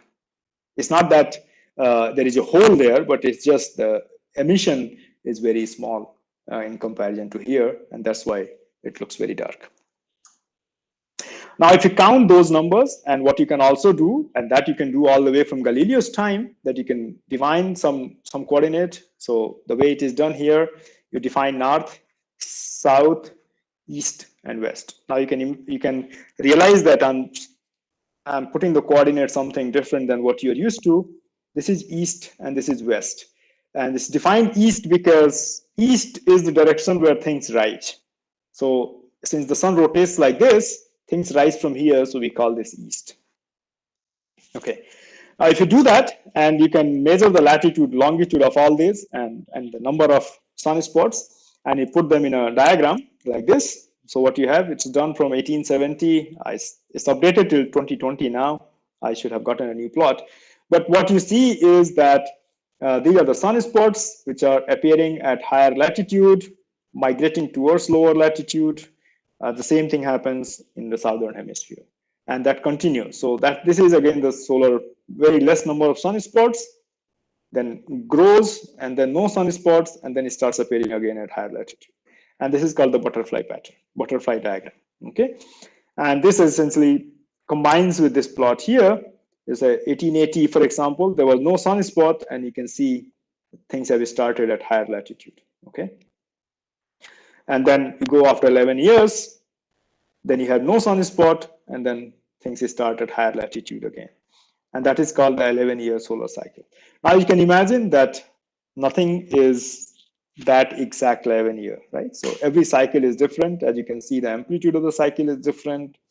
The time period is different. But on average, it turns out that roughly is about 11 years. And that's why it's 11-year cycle. Now we know that what you could do is measure the magnetic field on the sun. And this was done by Hale, not knowing that what he was going to do. What he wanted to do was to study the spectroscopic property of the gas or the plasma which are on the sun. So what he did, he started pointing his spectrograph slit on different locations of the sun.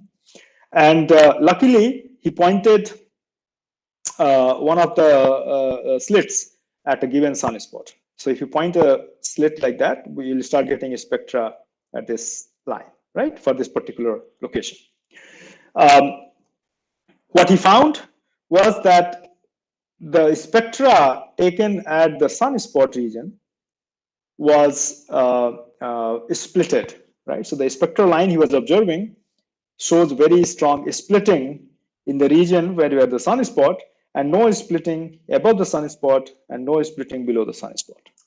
Okay, so that was in the US, George Hale. At the same time, from Netherlands, Zeeman was developing this concept of Zeeman spectroscopy and Zeeman splitting, and somehow they connected by letters and so on. And eventually, the magnetic field on the sun was discovered. That sun, the dark regions, they have very strong magnetic field. And that's what I told you here, that there is no convection because there is a very strong magnetic field. Now with the modern technology, what we can do, we can measure magnetic field at each point. So we can just take the slit, and the sensitivity of the instruments have improved. What we can do, we can measure at each point the magnetic field and put the magnetic field direction as well as magnitude in this map. Okay, so what is done here, the gray essentially tells you that there is no measurement, the good measurement. So everything is within the errors. White tells you the positive magnetic field, and black tells you the negative magnetic field. Now, if you take this, you can see that the sun is full of magnetic field everywhere. Of course, when you have a sunspot, you have a very strong magnetic field. So the color, the darkness or the brightness tells you the strength of the magnetic field in this map here. And the positive means that the magnetic field is coming out, and the black means that this magnetic field is going in. So that essentially is telling you the sun is full of bar magnets in some way, right? And these are the two gentlemen who helped us discover this in the beginning, and now helping us measure these things. Now, even with better technology, we can measure all this, and you can see that there is always, so if you consider sun as your pizza, right, there are salami here, and then you have a salt and pepper everywhere, right? What you find, these are the two belts where you have the sunspots also, and that's where you have very strong regions of magnetic field in two belts. And everywhere else, you have the small scale field, which is evolving on the time scales of minutes to hours. Okay. Now what we can do is, I know these locations, I know the strength of these magnetic field. I can do similar thing which I did for counting number of sunspots. And if I do that, so this is the number of sunspots counting. If I do this, this can only be done from 75 because regular measurements are only available since then of the magnetic field. What you find is at the pole in the beginning, this is plus, and at the south pole is minus, right? So this is blue is minus, and yellow is plus. And as you can see, 75 was 1975 is here, right? Roughly around this time. As you can see, things are migrating towards the pole, towards the equator here. But what you see that the yellow is migrating from northern hemisphere towards the equator, whereas the blue is going from southern hemisphere to the equator, canceling out.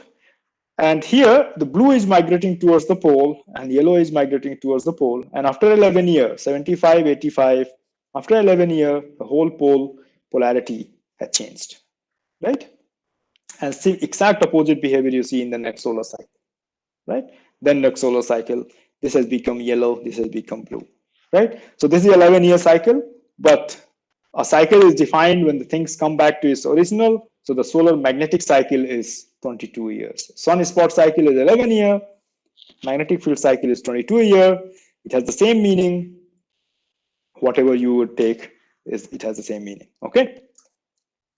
Now, since we know what the magnetic field on the surface is, we can also look at you can draw lines of forces if you like, for considering that as a boundary condition. So you have a photosphere where you measure the magnetic field, Now you draw lines of forces, essentially connecting the positive magnetic field to the negative magnetic field. And if you do that, there are only some field lines are drawn here. You can see there are different kind of loop structures you are seeing on the surface of the sun.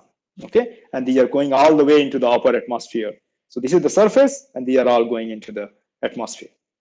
If you put all the field lines drawn based on the modern instrument measurements, what you find is that the sun's atmosphere is full of magnetic field. What you find, the North Pole has a lot of open field structures here, and South Pole also has open field structure. That doesn't mean they're open field. That mean that this North Pole here is connecting to the South Pole in the interplanetary medium, very, very far away from the sun. Whereas there are other North Poles and South Pole distributed and scattered on the surface of the sun, and they are connecting these through these kind of loops, which are the lines of forces essentially, right? Now, this is all you can do for the surface of the sun and the atmosphere when you look at. But what else you observe is when the moon comes and blocks it, then you start seeing the upper corona, right? And this is what you see during a solar eclipse. So that is moon blocking, and then you have these structures. Now you can imagine, you can see this, that this is structure which you can see is an open here and open there. That matches very well with what I showed you here, right? It's very nicely open field structures around here, right? So that means that what you see in these eclipse images, they are nothing but representation of magnetic structure in the solar atmosphere, right? And here you see there are closed field lines, right? And there are really, really far away structures that are also closed. And those are essentially showing these kind of structures, right? Of course, if you draw these further, then you'll start seeing those structures as well, for example, here, right? Why do you see this? Because the magnetic field itself you wouldn't be seeing. Do you see this? Because I'll tell you that the corona is fully ionized. So a lot of free electrons are there, but you don't see electrons like that. So what you see, and if there are really high energy electrons, then you have to go all the way into other wavelength, but then why do you see it in visible light when the eclipse is happening?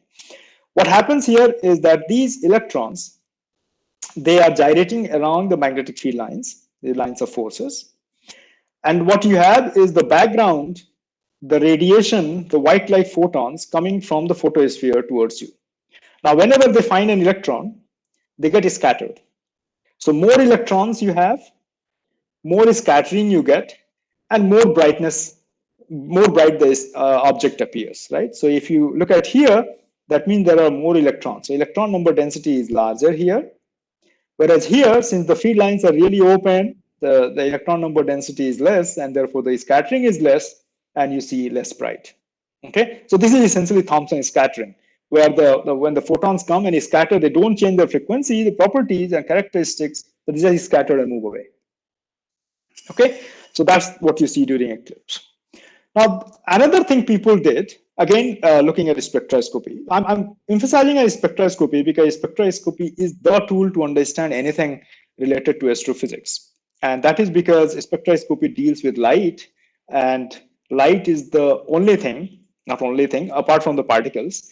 Light is something which you get all the time from any astrophysical object, and that's the thing you have to deal with, and the spectroscopy then comes to rescue. When these two gentlemen did the spectroscopy of, again, because they discovered helium some time before, they again did the spectroscopy, and then they started finding a line which was at something like 5303 angstrom, 530 nanometer. And they both did independently, and they both found the same line was appearing. And later on, in about, so this is 60, 70, 30, 60 years later, it was found that this line is characteristic, are coming because of 13 times ionized iron. So there are a lot of stories which goes in, and a lot of problem, and new name was given coronium and all that. So you can read it through, I'm not going into. But it was realized after 60 years that this line is not because of a new element, but just because of 13 times ionized iron. We astrophysicists write iron 14 is iron plus 13. That means 13 electrons have gone out. And it's 13 times plus ionized, if you like. And now you can imagine that to take 13 electrons out from iron, how much energy you would require. And that energy turns out to be more equivalent to a temperature of more than 1,000,000 degrees, right? So what we found, that's why I said that, remember that temperature of the sun when I said the surface is 6,000 degrees. But if we are supposed to see this line in this atmosphere, then the temperature has to be 1,000,000 degrees, right? And that gets you into a puzzle that when the surface of the sun is 6,000 degrees, how on earth can imagine that the outside atmosphere is about 100,000, 100,000 degrees, or 10 to the power 6 degree, or a mega Kelvin, if you like, right? And that is one of the most profound questions people are trying to deal with, that what actually heats the corona, what actually, and it's called corona because you see there's a crown-like structure. So there's a crown on the sun, okay? So that is one of the major questions people are trying to look at. Now, because of we have 1,000,000 degree corona, if you can measure the temperature in interplanetary medium and the density, which is 5 per centimeter cube, and we know that the temperature in the corona is 1,000,000 degree and the density in 10 to the power 9 per centimeter cube, what essentially will tell you the pressure here at the sun is way, way larger than the pressure in interplanetary medium. And therefore, there has to be a continuous outward streaming of plasma from the sun, right? That is essentially just because of the pressure difference. Eugene Parker in 1959 established this hydrodynamic theory for that.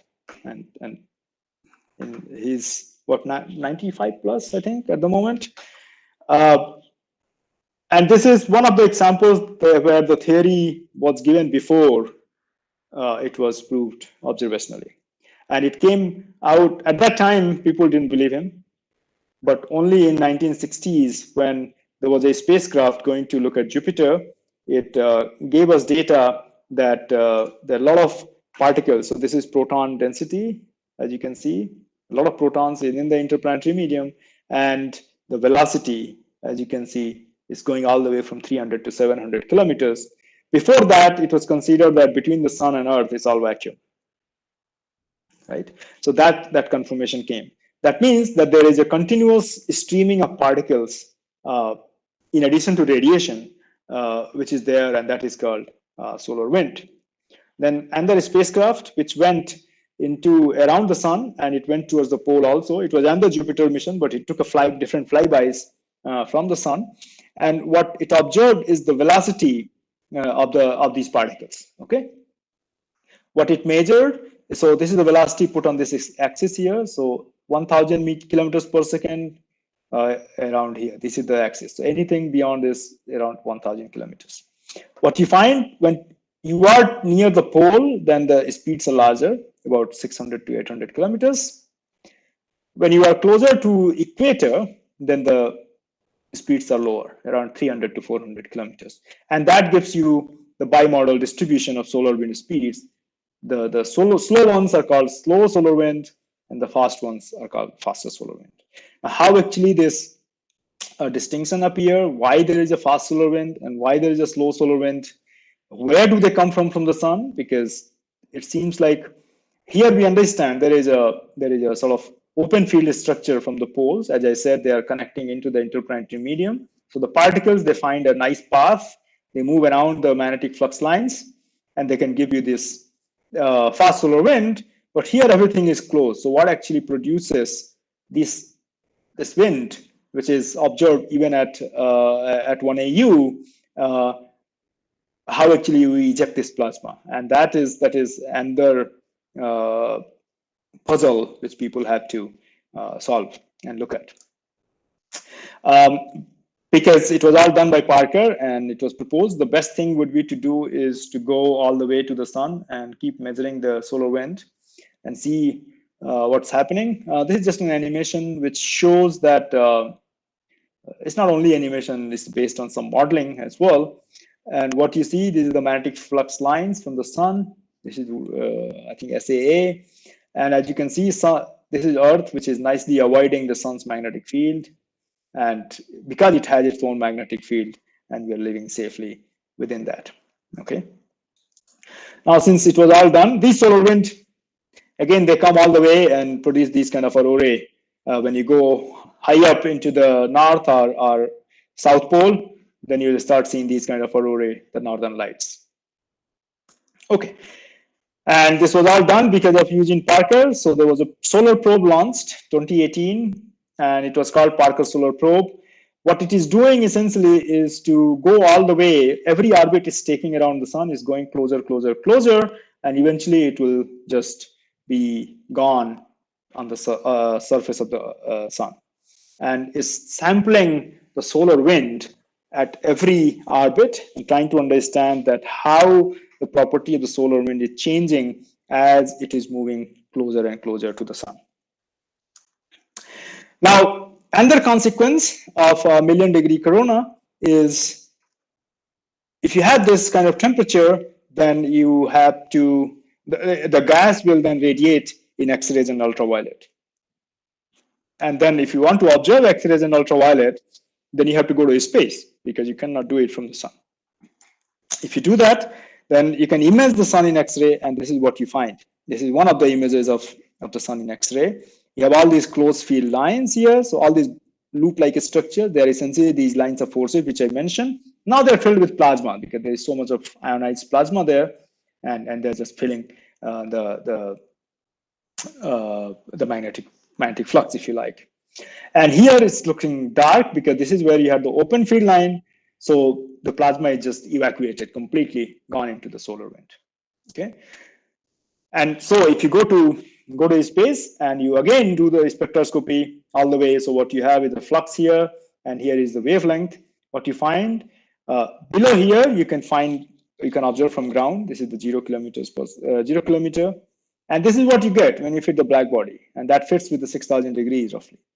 But when you go to space, you start getting these radiations, which is EUV and even further X-rays, and they are absorbed by our atmosphere of the Earth. So what we found is, like, when you go higher up, the temperature increases. So this is the interior where you have at the center 15 million degrees. You go to photosphere, that's the surface, and that's photosphere where the temperature is 6,000. Go higher up in the chromosphere, temperature starts to, so this is temperature versus height, temperature starts to increase, and then suddenly jumps to 1,000,000 degree, and that's where you start seeing transition region and corona. And you can see the density falls off sharply as well as you go out into the upper atmosphere. So this part here, which is going all the way from about 6,000 to 10,000 degrees, this radiates in visible and ultraviolet, and this here radiates in extreme ultraviolet and X-rays. So if you want to get a complete picture of the solar atmosphere, you have to go to space, right? And it has been done quite often, and one of the most recent observatory which is doing it is, what it does is it defines different filters which is sensitive to different frequency of photons. That means it can observe different wavelengths, right? It can observe visible, it can observe ultraviolet, extreme ultraviolet, and X-rays. That means you can map different heights of the solar atmosphere. And if you do that, so this is your visible sun on the photosphere that you can do also from ground, but this is taken from space. You can measure the magnetic field, but then you can also slice through the atmosphere by choosing the frequency, right? So this is what is done going all the way from ultraviolet to X-rays. Okay, and that's the magnetic field. As you can see, this is again the height, and so this part here is covering this here. This part here is covering part of this, and this here is covering the bottom of the photosphere. What you can see that if you look at this magnetic field measurements on the surface, and you compare the structure of the magnetic field here, so positive north and so, with all these images, what you find that any structure you see in the upper layers of the atmosphere, right? This is structure, for example, you can very nicely correlate nicely with the magnetic field, what you see on the surface of the sun, right? In addition, you have all these small all these bright structures in all these wavelengths, and that is because you have other magnetic field, the tiny salt and pepper thing which I was mentioning, and they are forming all these, but the strongest magnetic field creates the strongest brightness in the upper layers of the atmosphere. So we know that the atmosphere of the sun is connected or coupled through the magnetic field of the sun. And magnetic field, where is it measured? It is measured on the surface of the earth. I'll not go into the detail of that, but the question is that where is it generated? And it is generated at the bottom of the convection zone, or at the boundary between the radiative zone and the convective zone, through a process called dynamo, right? So the magnetic field generated deep inside, and it connects all the way from the surface of the sun to the upper atmosphere of the sun, even the heliosphere until the heliopause, right? So everything is then governed by the way the magnetic field is behaving. Okay, what you notice here is this is about 2,000 to 3,000, 1,000 kilometers essentially, right? And there are so many data points for this, whereas this here is about 2,000 kilometers and there is only 2 data points, right? So this is the region which we will be covering with our solar ultraviolet imaging telescope by putting 11 data points in between this, because if you want to understand how the dynamics is working, you have to understand the coupling all the way through, because as you can see, the density changes very rapidly, the temperature changes very rapidly. And to tell you that this is all considering that the sun's atmosphere is plane parallel, right? Now, if you see so many structures within the atmosphere, then it can never be considered plane parallel. So this plot here, quite illustrative, but at the end of the day, this is not the complete picture, right? This plot will be very different for different features you will look at on the sun's surface. Okay, now if you look at different wavelengths, what you find, this is solar granulation, as I said.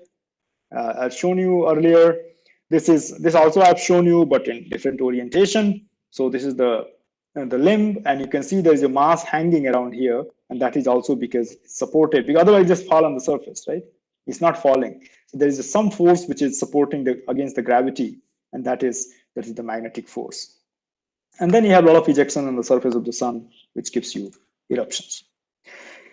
I should go a little faster, I guess. And then because the sun is close by, you can observe it quite quickly, and you can see all these dynamic loop structures. These are all, again, lines of forces which are evolving, and these are all the salt and pepper structures which are evolving, giving you all these features within the upper layers of the atmosphere. This also, again, I've showed you, which gives you an eruption. And if you block the sun, so if you can create an artificial eclipsing, then you find that these are the structures which are going into the interplanetary medium, but you also have the ejections. So these are the same ejections which are going into, and they're blocked and seen outside, which is propagating all the way into the interplanetary medium. And when, as you can see, a strong magnetic field, low magnetic field.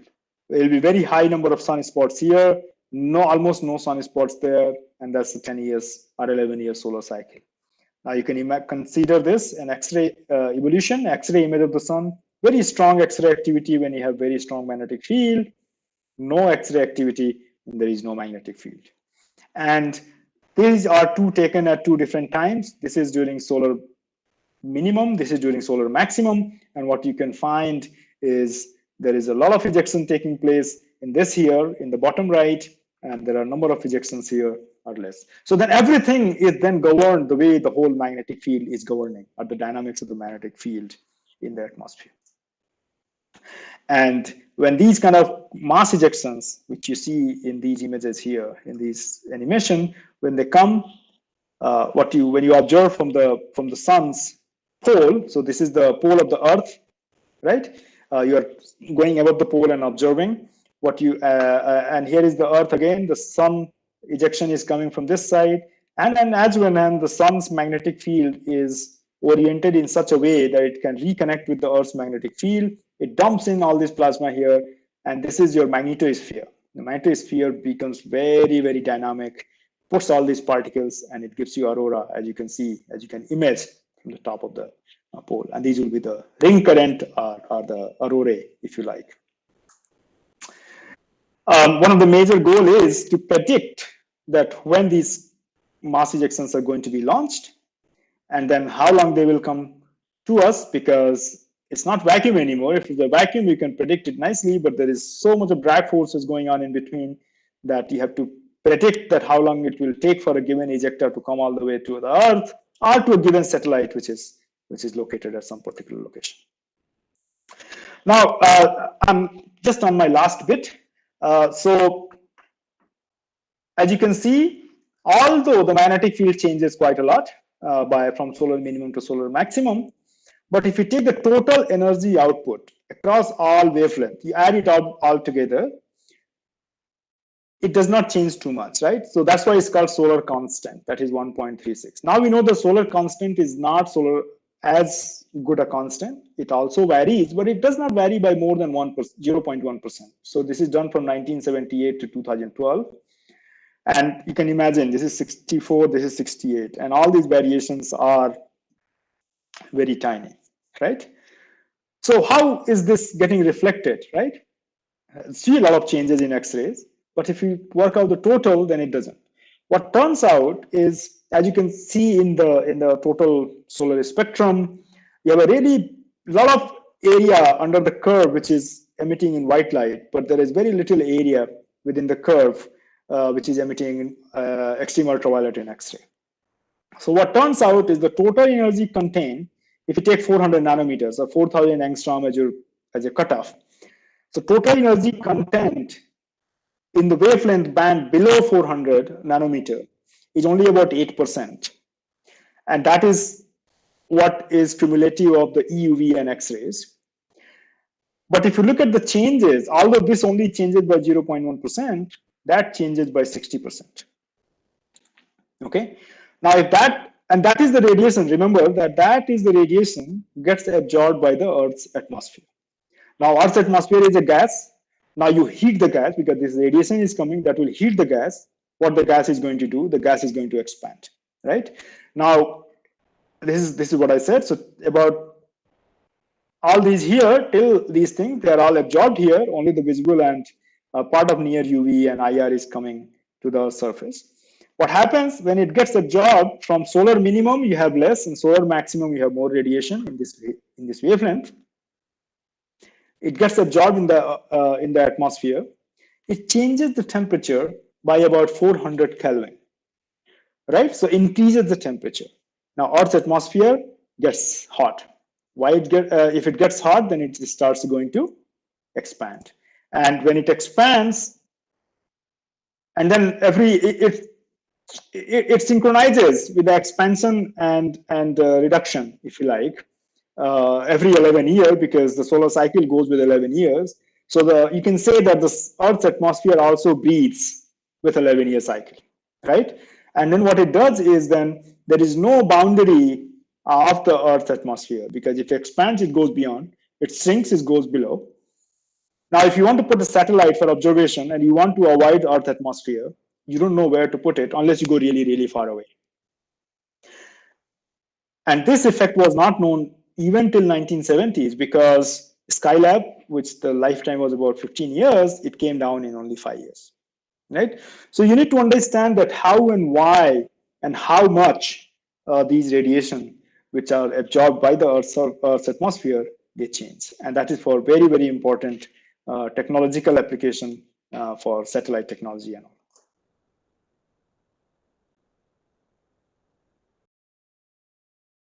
Does the spectral irradiance change and how much, right? Because you want to know how much is changing in X-ray, how much is changing in ultraviolet. And that is very important because of the climate relation. The other thing I didn't mention is, like, if you look at here, this radiation comes into a stratosphere. And what do we have in a stratosphere? This is where we have ozone and oxygen, ozone layer. These photons, they work as a catalyst for breaking the ozone and breaking the oxygen and forming ozone and dissociating ozone, right? So that solar radiation plays a very important role in the way your chemistry of ozone and oxygen works in the stratosphere as well. So we need to understand that how much energy changing and how much energy content is there in each of these different wavelengths. We want to understand how the flare and CMEs work. we want to understand that how these different layers of the atmosphere are dynamically coupled. We want to understand that how the larger scale structures, which I showed you during the eclipse, they are combined with the smaller scale structure, which you start seeing for the salt and pepper, right? And many of these would have applications for other fields. For example, if you want to understand stellar atmosphere, you better understand solar atmosphere. How the structures are coupled, solar atmosphere is the best laboratory to tell you all that. The composition and acceleration of solar wind, as I said, you need to understand that where do they start from? Can we distinguish between slow solar wind and fast solar wind and their properties of the particles coming in and so on. And the foremost is like the dynamo, because as I said, the magnetic field is generated deep down, and how actually everything is working is very important for the magnetic field. And that is why we want to do, oh, this is a typo here, this should be 2022 next year. And what Aditya L1 is going to do is going to carry 7 different payloads, right? So payloads means instrument. And one is going to create artificial eclipsing and observe the outer corona. That is this big instrument that is led by Indian Institute of Astrophysics. This image here is going to slice the lower and the middle atmosphere of the sun at different locations. So we are going to provide 11 different data points to cover that range of the atmosphere. And that is the Solar Ultraviolet Imaging Telescope that is being built here at IUCAA. Then there are hard X-ray and soft X-ray. So X-ray also has different energy scales. So that is going to look at the high energy radiation from the sun. And then we have 2 particle instruments, which is going to measure the properties of the solar wind particles, which is coming from the sun. And sitting at L1 point, you will be measuring those before they come on the Earth, right? So that's the Lagrange system. So L1 is the first Lagrange point where the spacecraft will be orbiting around L1, observing the sun. And this will keep moving as the Earth is moving. And therefore, there is no night for the spacecraft. And with all these instruments, one thing what we want to provide is like this. So you have the different layers of the atmosphere sliced through the atmosphere, and you can look at how this is the magnetic field map and this is the intensity map. If you go higher up in the atmosphere, how they are actually connected, what kind of motions do you see, and how actually the whole energy and mass transfer can occur. All right, so with that, I would thank you, Bhargav, for invitation, and thank you all for listening me so patiently. I'm happy to take any questions you have. Thank you. Thank you so much, Dr. Tripathi. This was a wonderful refresher for all the people learning about observing the sun. I think there will be many questions. So let us take one by one. If you prefer, I can read the questions to you, or you can read it from the chat. I think some questions have already come up on the chat. Okay, so let me figure out how actually I... Okay, while you are figuring it out, I can read the first question to you. That is by Prateek. It says, due to random motion, the observed radius of the sun will vary with the wavelength, corresponding to which wavelength we define constant solar radius, our sun. That's a very good question. And so when we define our sun, it is essentially what we take as optical depth 1, because you can't see beyond that particular wavelength. So the standard definition is at lambda at 550, optical depth becomes 1, 550 nanometers, I meant. So that is invisible, and that is what is called the solar radius, solar surface. Okay, good. Are there any questions coming up, or I am not seeing it? Okay. Maybe there are more questions coming up. In the meantime, maybe I can ask you, especially since this is a winter school and I think there are many young students, could you actually elaborate on methods or ways in which these students can be kind of attached to Aditya L1, how they can benefit or how they can use the data from Aditya L1, or at least get connected to Aditya L1 at some stage? Right. So the idea here is to most of the data for the solar missions from around the world, they become public. So anybody can take the data and download and do the analysis.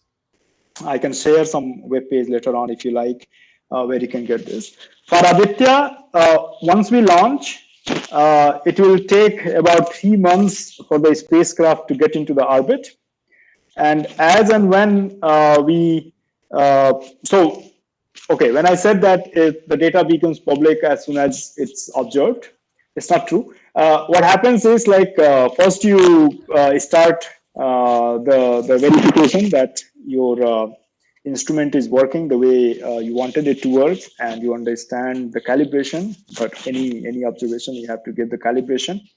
And once the calibrations are done, then you start seeing things. And then essentially you open up the data for public, essentially to start observing, writing proposals. So if you are intending to do research with Aditya L1 data, there will be call for proposal. You can write that what part of the sun atmosphere or the surface you want to observe. You can write a proposal, and then that proposal will generate a satellite readable code which will be uploaded, and then you will get the data for your proposal. If you want to take the data which has been proposed by somebody else, it will be in the archive, and depending on who has observed that, there will be some data right of that particular person. But that right is, I think, for 6 months or something. After 6 months, the data becomes public, and then anybody can download the data and do science with it. If you are intending to use these data for public outreach, if you like, or general viewing, then there will be always every day movies will be available. What happens on the sun? We will have a web page which will show that, and then you can go and download that movie and see it yourself, show it to your friends, and do whatever you would prefer doing with those kind of public outreach data. I think there is all exciting times to study sun. So we have more questions coming up. This is one from Priyanka. He says that, sir, why does magnetic fields increase only in certain spots on the sun? Very good question, Priyanka. Yeah, so that is where I said I'm not going into detail. So that leads me to the dynamo generation or dynamo mechanism of the magnetic field. What happens is you saw that the sun was rotating, and now I'll tell you that the sun is rotating, but it's not rotating at the constant angular speed at each latitude, right? So sun rotates differentially. So it completes one rotation on the equator in 27 days, whereas at pole it takes about 35 days. Now, if you have a field which is going from north to south from inside the sun, because this differential rotation, it wraps around and forms a toroid.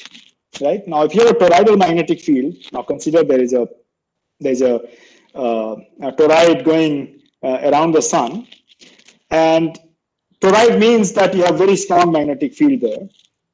Now, if you have very strong magnetic field, and the pressure has to equilibrate, because pressure inside and pressure outside has to be equal, otherwise other phenomena will happen. So it's like taking a balloon and blowing up and taking inside a swimming pool, right? Because the density becomes very low just to compensate the pressure, and the balloon comes out, right? And that toroid actually makes the magnetic field buoyant, right? The toroid becomes buoyant, and it's called magnetic buoyancy, and it comes out on the surface. And when it comes out, pops out through the surface, it pops out at one location and goes in another location, and these are the two sunspots you form. Right, and that appears the dark because it's a very strong magnetic field here and a strong magnetic field there. Does that answer your question? You happy with that? Yeah, maybe he can come up with that. I think Priyanka, okay. While he comes that, maybe we can take the next question by Chinmay. He says that, is viscosity a relevant parameter in describing the macroscopic motion of solar plasma? Oh yes, indeed. I mean, viscosity. When you do the simulation, then you have to put the viscosity of the fluid in there. So it does have to be dealt with. Okay. And now there's a last question. We can take just one more last question. It is related to Aditya L1, and it says that what is the reason to put Aditya L1 and Lagrangian point L1 essentially? That is essentially because if you put it, let's say if you put into Earth's orbit, right? That means it's like moon, right? You make a satellite which goes around the Earth. Then you will have night for the sun. You will not be able to continuously observe the sun. But as you can see, there are always flares and CMEs taking place on the surface of the sun, and you want to monitor because of the space weather effects. Then you would like to be at a location where you have observations which are uninterrupted. And Lagrange point 1 turns out to be one of the best places for solar observation because it's between sun and earth, and you don't have any nights for that. Okay. If you go to L2, that is good for nighttime astronomy because all you want to do is to avoid sun, right? So you go to L2, and that's what JWST is doing. Yes. Yeah, I think there are no further questions. So let us thank Dr. Tripathi for a very wonderful and exciting talk and also a very good interaction with students. So I would like to thank you once again on behalf of FPCST and IIT Indore. Thank you so much for being part of this winter school. I think students have Thank you very benefited a much. lot. Thank you indeed. Thank you so much. Thank you. Bye-bye. Bye-bye. So I think the next part of the winter school, which will be started like in 5 more minutes, is a virtual tour to the Dongla Observatory, which is one of the initiatives by MPCST. And I think I will hand over the charge to Dr. Bhupesh Saxena, who will be taking care of MPCST. Thank you. Thank you, Dr. Bhargav. Yeah. Now we start. We'll take some 5 minutes.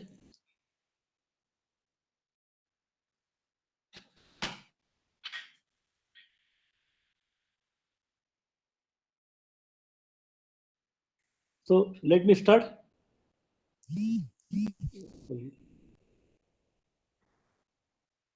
Not yet.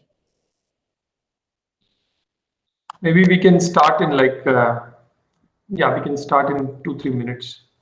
Yeah. In the meantime, can you see the screen we have shared? Yes. Yes, we can definitely see the screen. I think I can see the screen. Yes. Yeah. Within 5 minutes, we'll be starting. We can start in 5 minutes.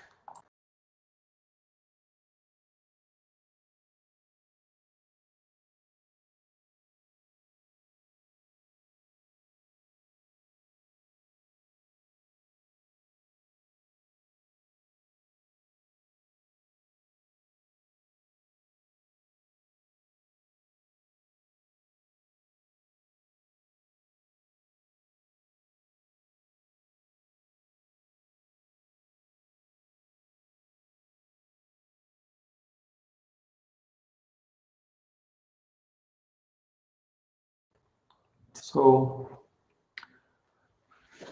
I think we are almost there. Dr. Bhupesh, can you hear me? Yes. Yes, we are testing the audio part of this video. Okay. In a moment, start it. Okay. Okay, fair enough. Fair enough. Yeah.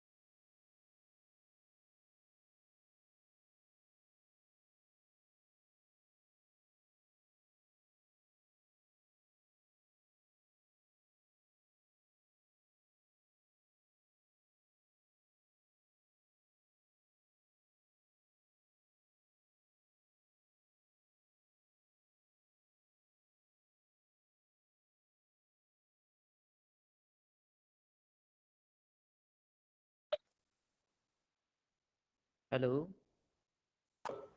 Yeah. Yeah. Dr. Bhupesh, you can. Part of the video, please. We can see the screen. You can see the screen, definitely. Okay. Is the audio also visible? Audible to you? No. Let me start now. It's not started yet. Okay, let me try once again.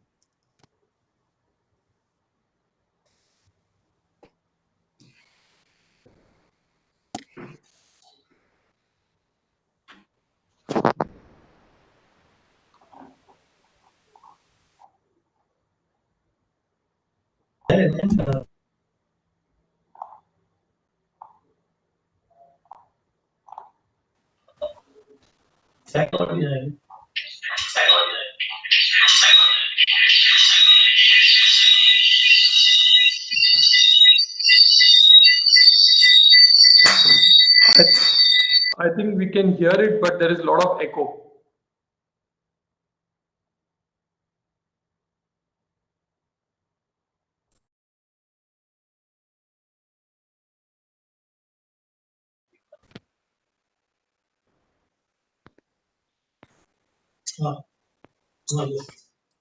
Dr. Bhupesh, we can hear it, but there's a lot of echo. Yeah. Is the video, the audio in the video, is it audible to you? Not for me, no.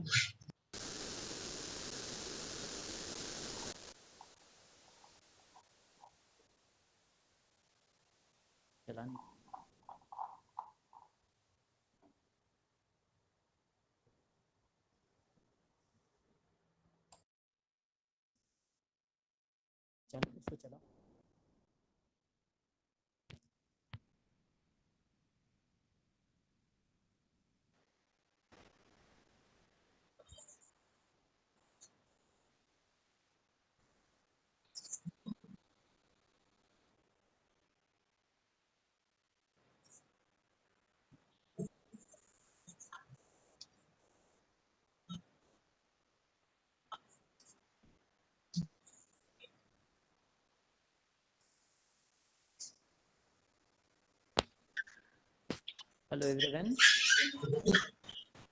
Is the video audible? Video is not audible. We can see the video for sure.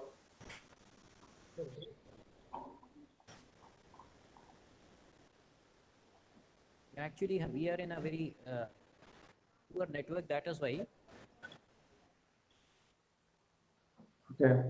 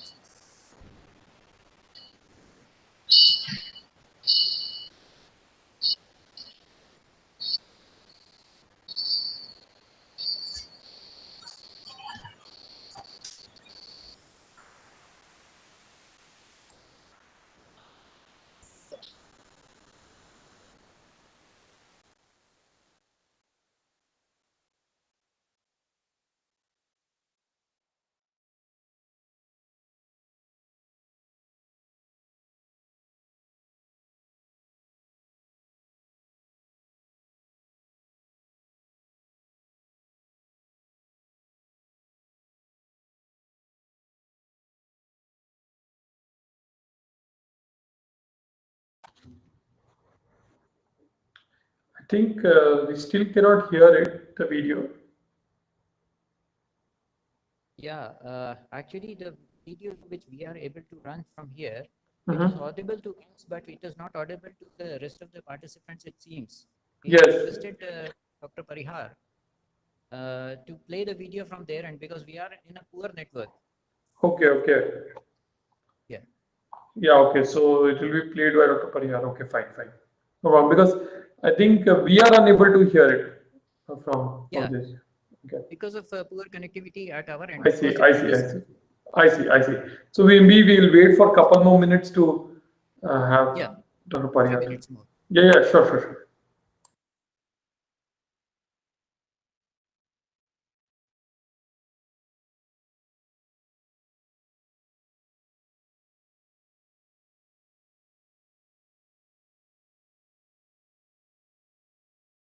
Hello, can you hear me?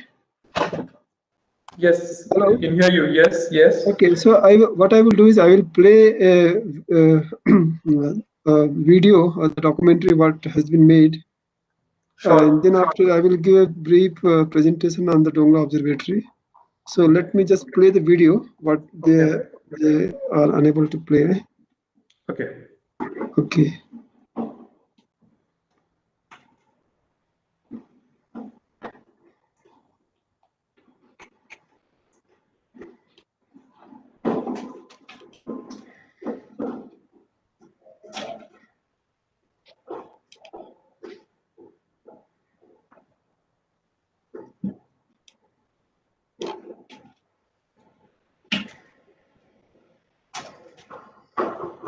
Can you see the screen? We can see the screen. Okay, all right.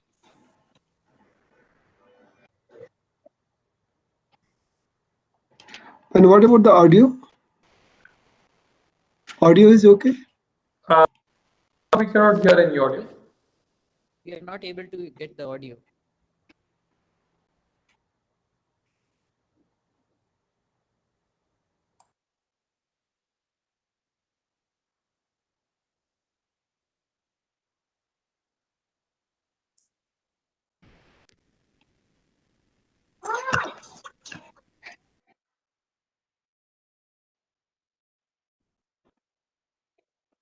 I think, sir, the microphone has to be kept very close to the video. Oh, microphone I'm not using. It's laptop audio. Oh, I see. Yeah, I will try to put the speaker.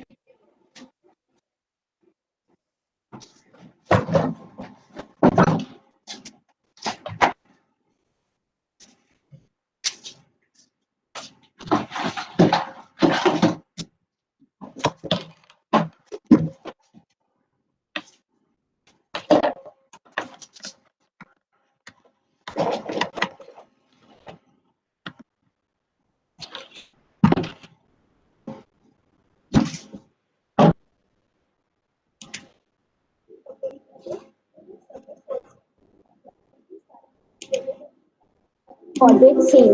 Dongla has a large number of clear nights during September to April months.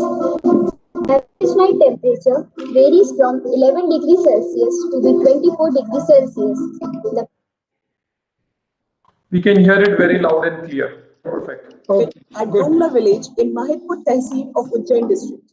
Its geographical coordinates are longitude 75 degree 45 arc minutes 45 arc seconds east and latitude 23 degree 26 arc minutes 43.2 arc seconds north. The closest airport for Dongla is Indore, which is 98 kilometers, and the closest railhead is Ujjain Junction at 40 kilometers.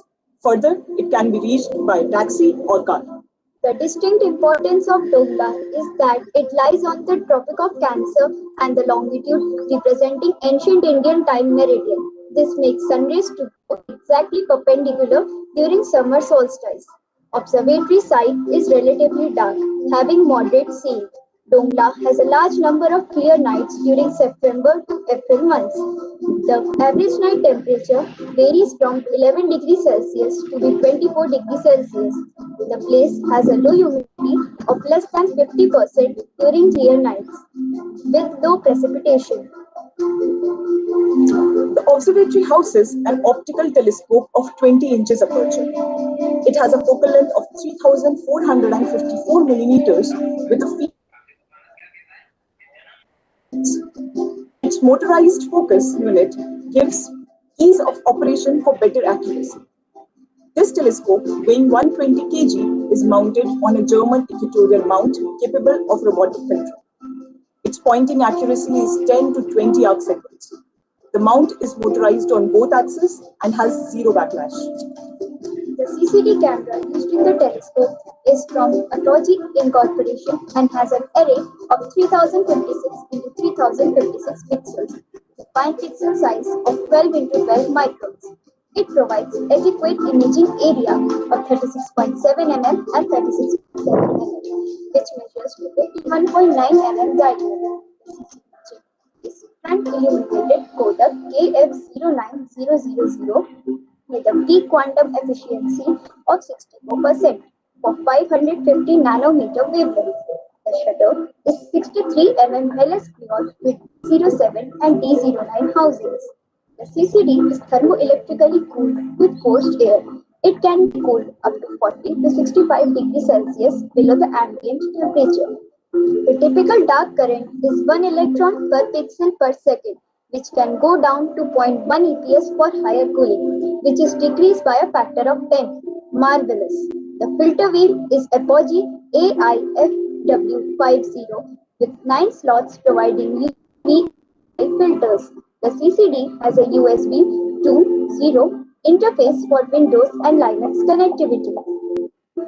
The central pier is a stepped hollow pier, perfectly isolated from the dome building. It is strong enough to bear a weight of 5 tons. The pier is 4 meters wide at the base and 1 meter wide. It runs from 3 meters below the ground to a height of 10 meters above. Its hollow structure allows forced air cooling. The telescope dome and building are made of steel with 12 supportive columns. This 3-floor building has staircase, catwalk, and opening for the hoist. The dome and its shutter are motorized. The whole structure is designed to sustain the wind and other dynamic loads. The observatory has adequate infrastructure of human needs with well-furnished restrooms and lobbies.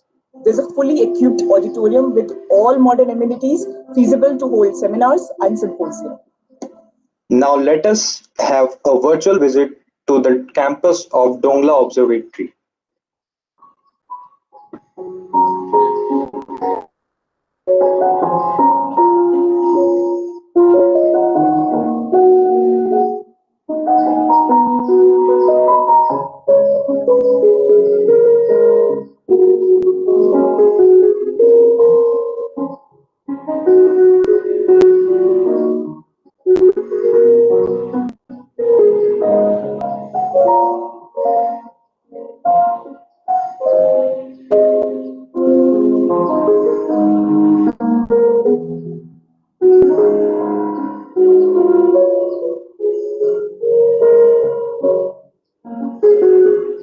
On the way to Dongla, there are several windmills and they are functional too.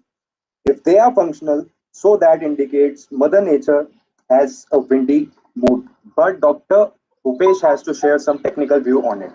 Dongla Observatory is slightly depressed, so there's no need of nuisance of winds in Dongla Observatory.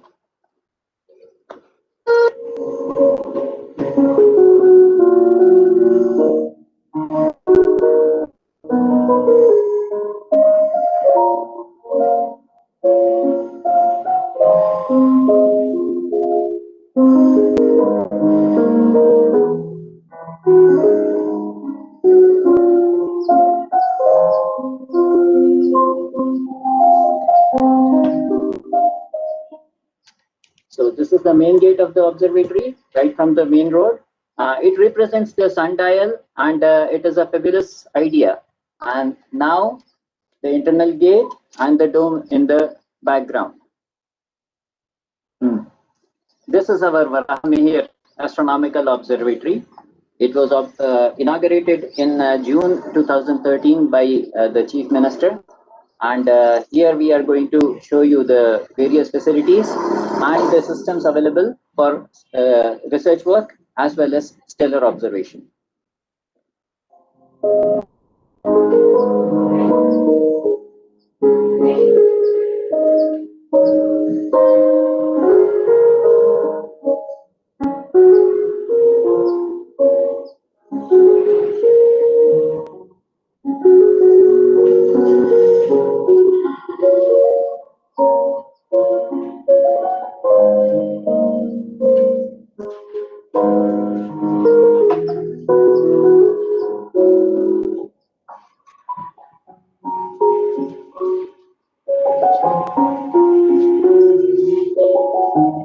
Now we are going to enter into the dome of this Dongla telescope. Here we enter. Dr. Bhupesh is leading us. We go inside the dome now. Now we are looking at the bottom portion of the central tier. This is a hollow structure, a grid structure, duly separated from the rest of the building. This separation is of 100 mm. You can see it is duly filled with sand to arrest the vibrations. The central pier is well aerated. It is having air holes, and these are provided just to ensure that the proper cooling of the central pier is there.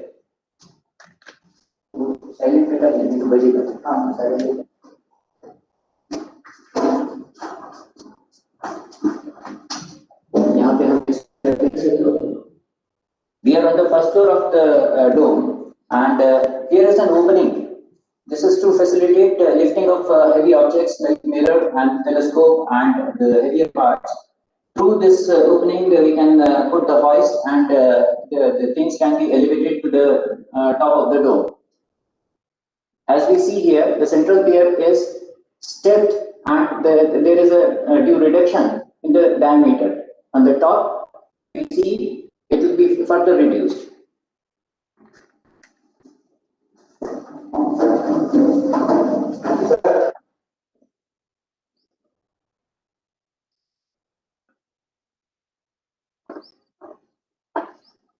The dome building is having a very nice and effective catwalk around, and this provides a 360 degrees total access to the sky, and we can enjoy the sky through naked eyes from this catwalk.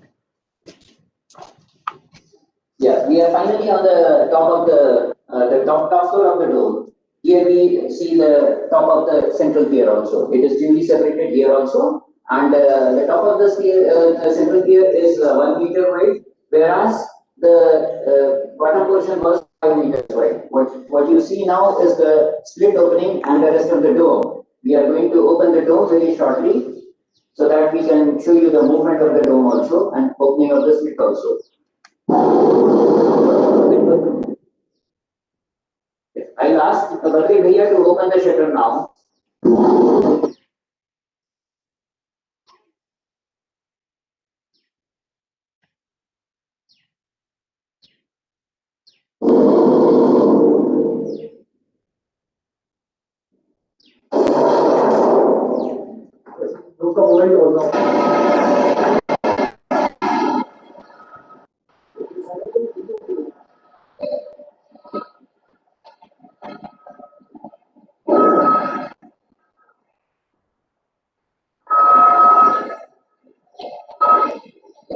Actually the lead for automation of the dome. The dome can be connected to the system, and it can be synchronized for seamless observation of the stellar objects.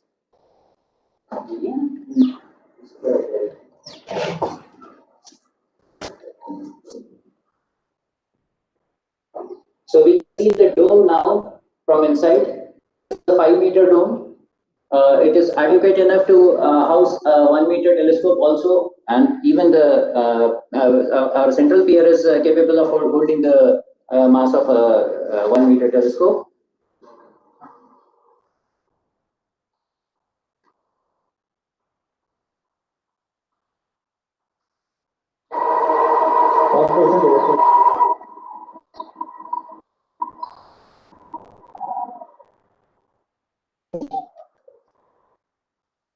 This is a telescope in our system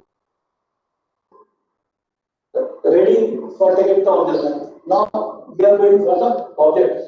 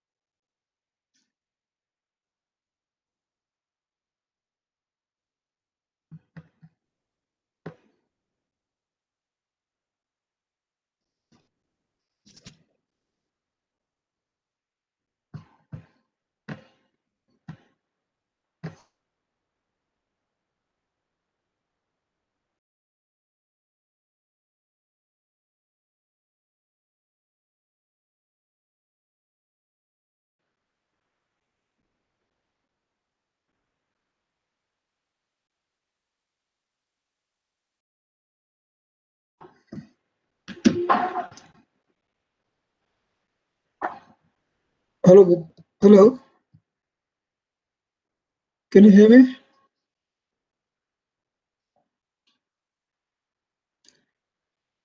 Okay, there is some problem. Link.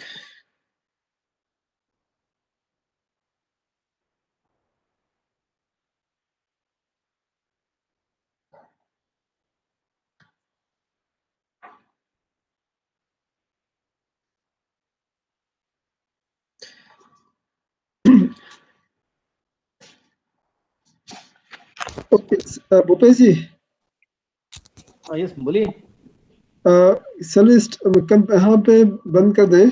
Okay, I think there's some problem in yeah, I don't know why this video is not moving. Was continue Karya sahab, you start this video, let me continue your talk. Just 1 minute, let me try once again.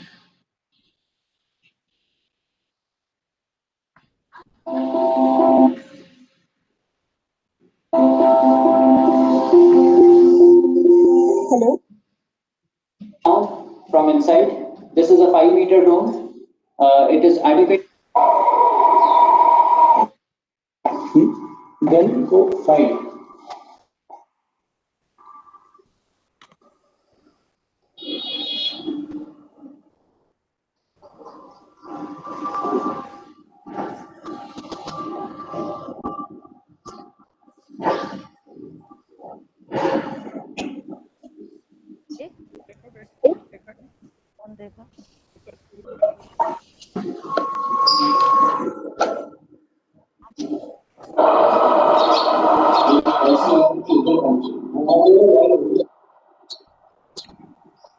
होंगे अंदर तो आए मुझे पता Set of object of the eastern sky. Or objective Hamali is considered. This is a daytime, so we don't have an objection. Therefore, we are having one live file that we can show you.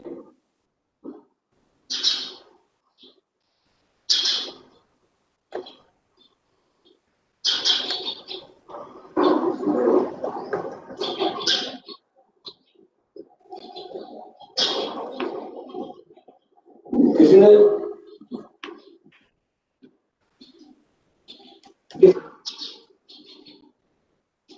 now I'm showing the full moon. This I have taken on the day of full moon.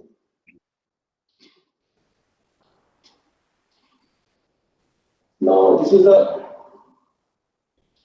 picture of Saturn, which we have taken from this telescope. M57 constellation, which we have taken from this telescope.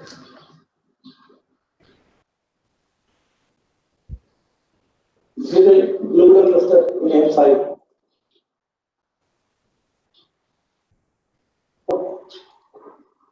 Observation of this telescope. These are the fish size of moon which we have taken in this CCD. Now another file, other operation.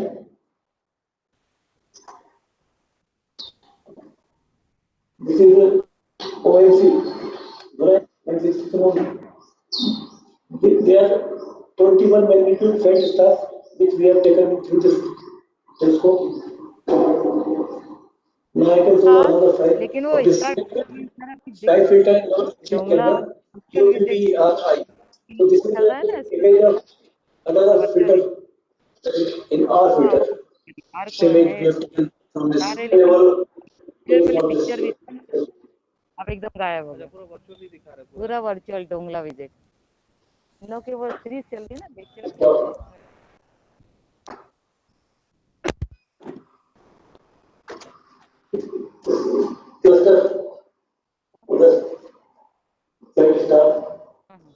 Now we have attention of the The apogee in CCD has an array of 3056 by 3056 pixels with a pixel size of 12 by 12 micron. It provides adequate image area of 36.7 mm by 36.7 mm, which measures to 51.9 mm diagonal. The CCD chip is front illuminated Kodak TF09000 with a peak quantum efficiency of 64% for 550 nanometer wavelength. The shutter D07 and D09 housing. The CCD is thermoelectrically cooled with forced air. It can be cooled up to 40 to 65 degrees Celsius below the ambient temperature. The typical dark current is 1 electron per pixel per second, which can go down to 0.1 EPS for high cooling. The filter wheel is apogee AIFW50 with 9 slots providing VBLI filters. The CCD has a USB 2.0 interface for Windows and Linux connectivity. when start close the telescope according to the home position, then after that, now this is the home position of the telescope. This is the home position of the telescope. After close the outwardly, come to the park position.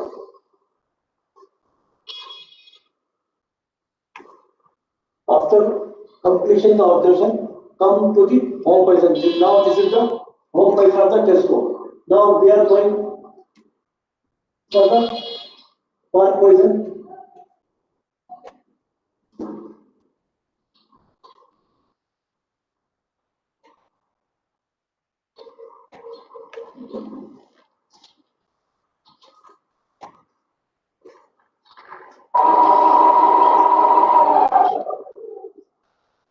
Yes, what we see is the rotation of the dome from outside. We are in the ground now and we are looking at the dome. It is rotating. It has a 360 degree free rotation, very smooth operation. And we have also checked that the vibrations are not conveyed to the central pier.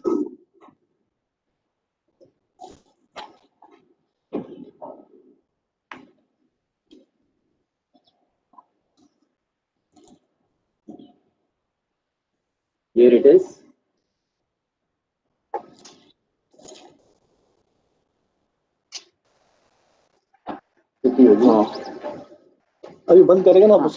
What we see is the closure of the dome slit from outside. We are in the ground and we are looking at the closure of the dome slit now. It is perfectly closed now, this way.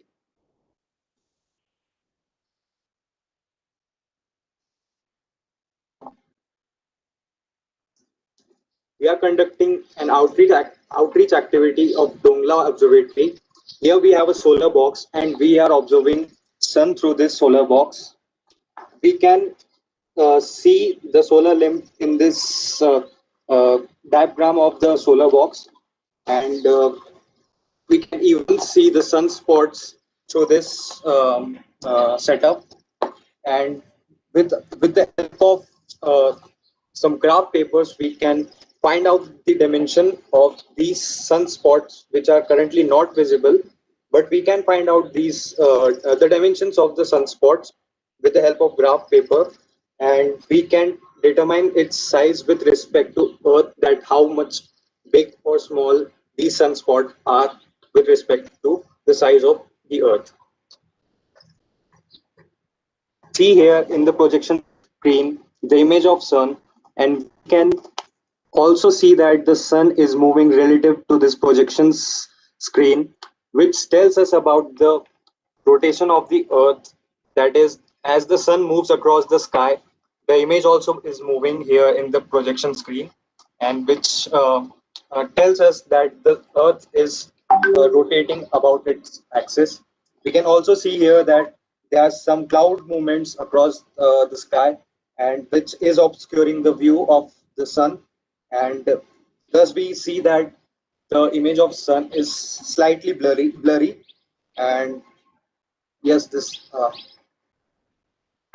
The solar box, which has the main part is the telescope of aperture 60 lens, achromatic lens.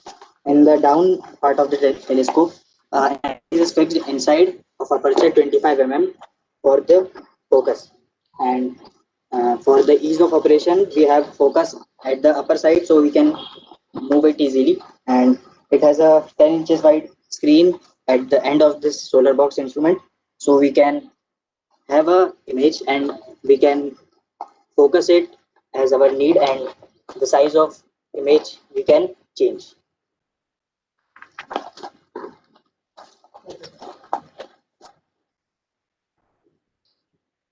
Pradesh council of Science and Technology द्वारा खगोल विज्ञान के क्षेत्र में इस क्षेत्र की प्रतिष्ठित बरामीर वेधशाला के वर्चुअल टूर के अवसर पर मैं अपनी आप सबको शुभकामनाएं देता हूं। मुझे उम्मीद है कि इस 2 week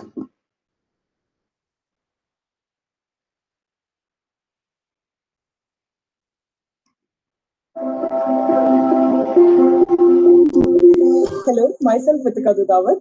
He is fixed inside Council of Science and Technology द्वारा खगोल विज्ञान के क्षेत्र में इस क्षेत्र की प्रतिष्ठित बरामीर वेधशाला के वर्चुअल टूर के अवसर पर मैं अपनी आप सबको शुभकामनाएं देता हूं। मुझे उम्मीद है कि इस 2 week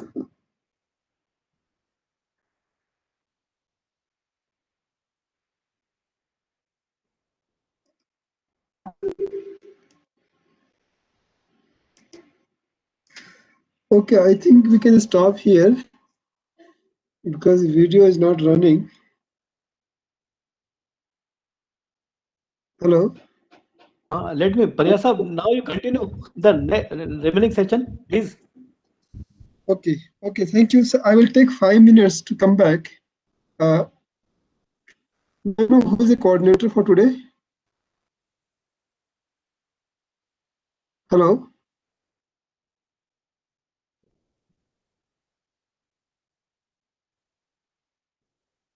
Hello, Dr. Paryasa, please let me continue. Please stop this video. Okay, I stop the video, and you want to say something? Hello. Yes. Okay, please go ahead, and then I'll be back in 5 minutes. Paryasa, very good afternoon. I am Dr. Kothari. Oh, good afternoon. So I'll be back in 5 minutes. I don't know, your video has not completed, and it's not going beyond certain point. So what shall I do? Shall I repeat once again?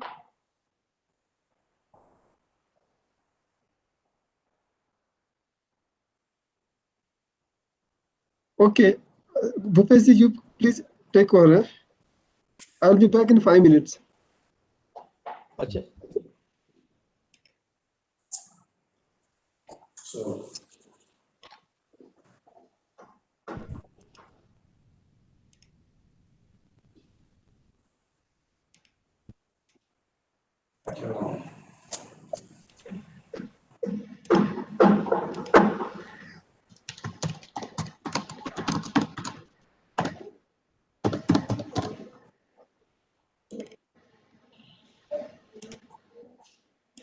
Hello. Am Yes. I audible?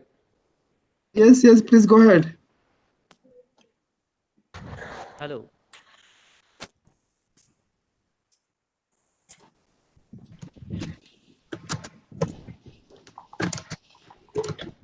भैया भैया बंद करिए आवाज बंद करिए आवाज बंद hello हाँ yes please due to poor network connectivity we could not show you very smoothly I have come out of the building now to fetch the network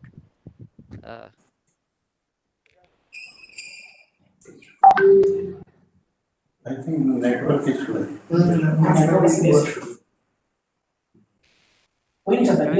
Open sky now and that is what I could convey. The rest of the session we will be enlightened on this the campus and the facilities by Professor Parihar. So over to Professor Parihar, please. Okay, thank you. So I'll just take 2 minutes to start the presentation.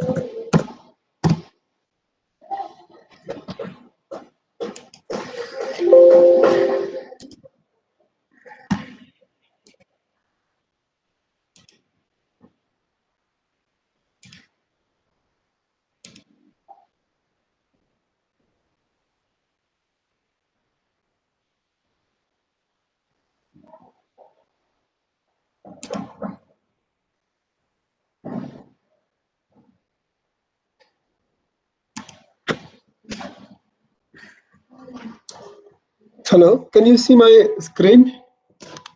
Yes, we can see the screen. Oh, that's fine. Good, great. So, so this is next part of our virtual trip to Dongla Observatory. And I'm sorry, I don't know how much justice I'm going to do with my presentation because I prepared it while traveling all the time over last few days.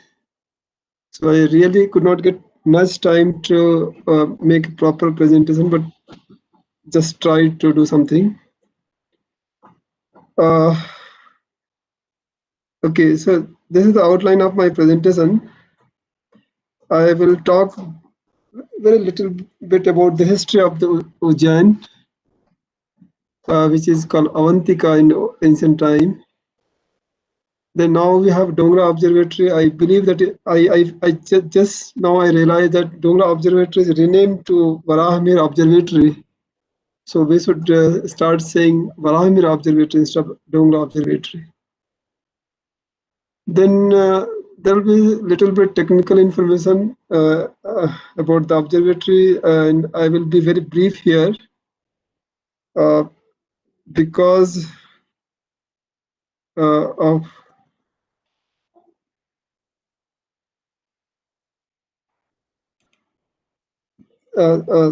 okay, because it is already presented nicely by two students from Aribut Foundation.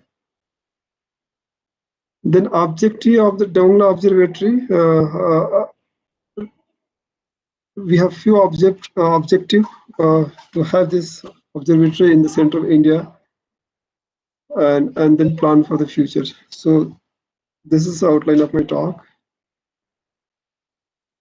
I don't need to talk about Ujjain too much. Ujjain is one of the holiest city in India. Kansi, Kanchi, Avantika. I think these are the oldest. As long as our history goes, we can find name of these three cities, and Ujjaini is one of them. Ujjaini or Avantika was also center for knowledge over many centuries. It was center for keeping the time, like India's Greenwich. All these astronomical almanacs, panchangs, uses the time reference, uses Ujjain or Avantika for their time referencing as well as geographical location. So Ujjaini has same actually privilege or importance in India like what Greenwich has in ancient time. The most illustrious figure is Varahamihir. Of course, Kalidas, Vikramaditya, all they are known to everyone. Varahamihir is another great astronomer who was born here in Ujjain sometime in early 6th century, 505. And he lived a very long life, almost 82 years, and created many excellent books on astronomy as well as in mathematics. The Panch Siddhantika is the one which is very well actually read by all astronomers who follow our traditional path. So Panch Siddhantika is basically a combination of many Siddhantas used that time.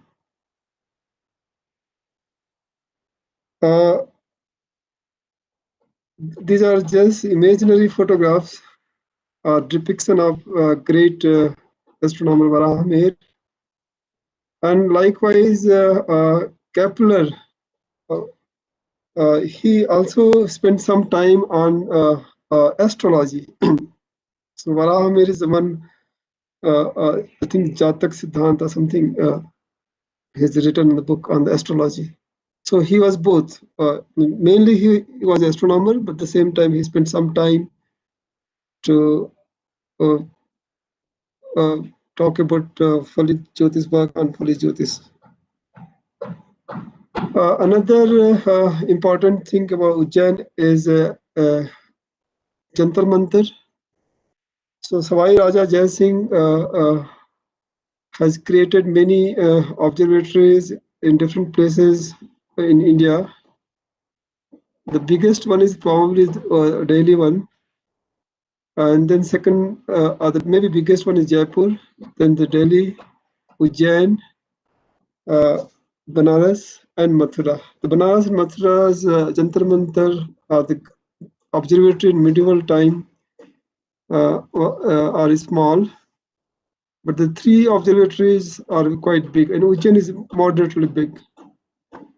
And in this observatory, in these observatories, Savai Jai Singh has not used any telescope, but they followed the traditional way of making observations using different kind of yantras. Samrat Yantra and Ram Yantra is probably seen in this picture. I think Dr. Ratnasri might have spoken about this. I missed her presentation. So why Dongla is important? The Dongla Observatory or Dongla. Dongla, the place Dongla is near or it is on the Tropic of Cancer. So Tropic of the Cancer is a virtual line which is parallel to the equator, and at this line, the line we can see here, Dongla is situated. And during summer, June 21 or 22nd, the sun will be overhead here because it will be in the summer solstice point, and that is equinox also. So when the equinox was in Cancer, that time the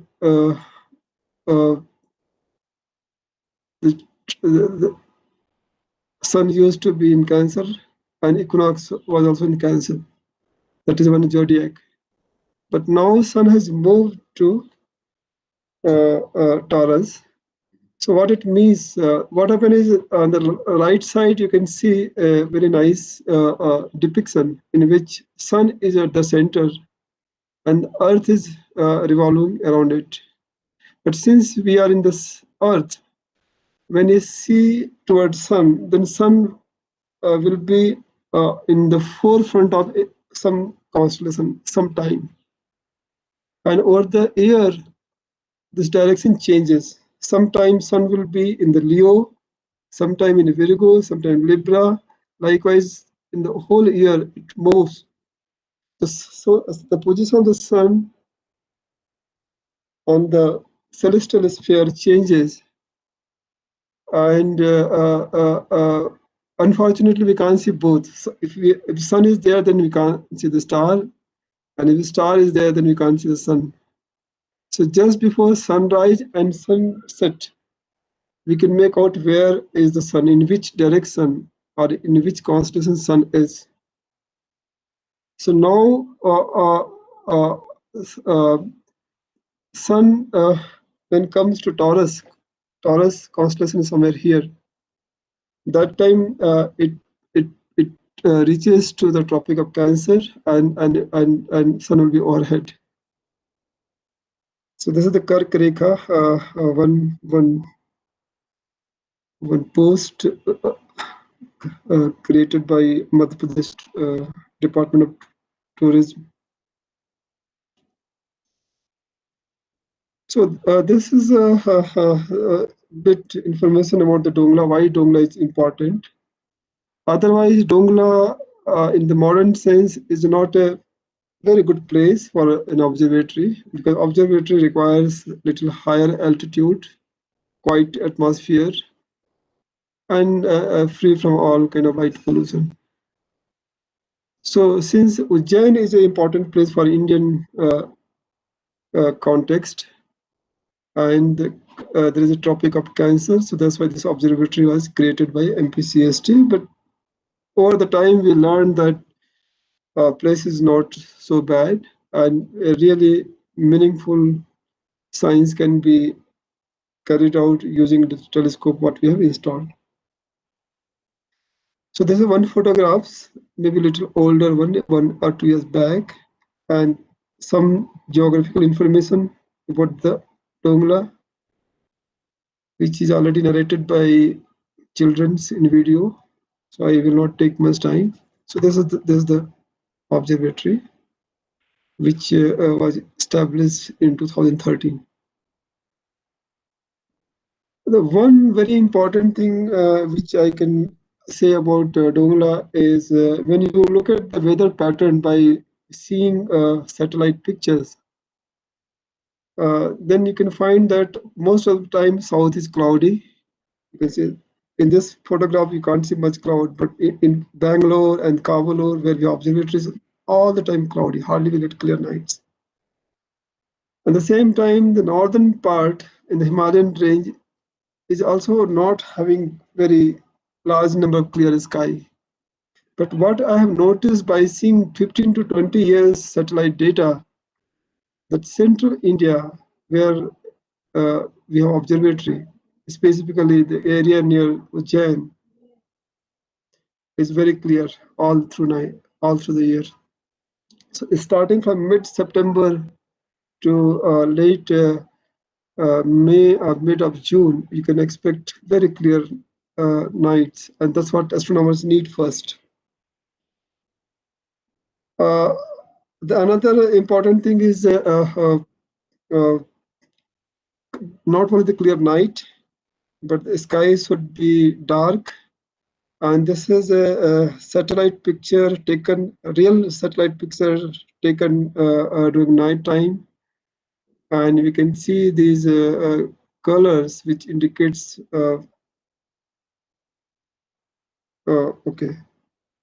which indicates the light emitted by artificial source. So where you have population, where you have city, like you can very nicely identify the Delhi is here, Bhopal is somewhere here. Sorry, Indore, not Bhopal, and other cities you can identify. Since Dongla is close to Dongla is close to Ujjain and Indore, so in the beginning we are very much worried about the night sky light pollution. And you can see this is Indore. This whole area which is flooded with light is linked with the Indore. This part is Ujjain, and Dongla is somewhere here. So we can say that Dongla is not very light polluted area. And later when we made some observations, when we measured the sky brightness using the current telescope, then we found that sky brightness is less, means sky is fairly dark in almost all directions except toward the Mahidpur. This is closer view of the observatory. It's very lovely building. And what happened is, why we have elevated this building, why we have very tall building. The reason is that if you keep the telescope very close to the ground, daytime ground will be heated up due to sun, and nighttime it cools down, and this cooling takes place through the convection. So the warm air from the ground will go upward, and then cool air will come down. So this is the local convection. The local convection degrades the visibility of stars and other objects, which we say seeing. And the intensity of the local convection reduces when you go up and up. So we have placed the telescope somewhere here, which is around 13 to 14 meter high from the ground. So that's why the seeing quality is expected to be very good. The dome and dome building, which I will talk about. Oh, what is this? Okay, sorry. There are some. Okay, so dome and dome building is actually designed by professionals, and he's a great person from Hyderabad. He's the one who designed India's largest telescope. The dome, the building is made of completely metallic structure, and only central pier is a concrete one, and then the top cap kind of structure, hemispherical structure, is a dome. And the entire building as well as dome is designed and built in such a way that it should host not only small telescope, which we have now. Small means it is 0.5 meter, but we can go with even larger telescope of 1 meter. I'm very glad to say that our present director, Dr. Kothari, is very keen to have a larger size telescope. So, and that is needed because if you look at the map of India and see where the observatories are, so you can't find any bigger telescope in the central part of India, despite having relatively good sites. So having 1 meter, not too big telescope, but 1 meter is quite feasible for this site. And we are glad to know that MPCST is very keen. The telescope is, as I said, it's 0.5 meter. And this telescope is fully computer controlled. That is the case now. Telescope as well as in the dome building can be made computer controlled. It is a reflecting telescope, and it has got very high pointing and tracking accuracy.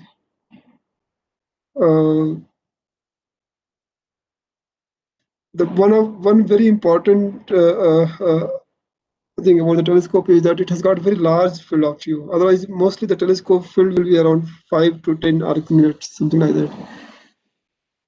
But this telescope has got fairly large, more than close to 1 degree kind of field, 36 by 36 arc minute with the CCD, but we changed CCD anyway. So because of this, we could get single snap of the moon. Entire moon can fit into our field of view. That is usually not the case with other telescopes. CCD is again a very large format research grade CCD, which is cooled by, it has got 2-layer cooling. One is thermoelectric and then the water cooling. So that's why it can go up to minus 40 degree centigrade.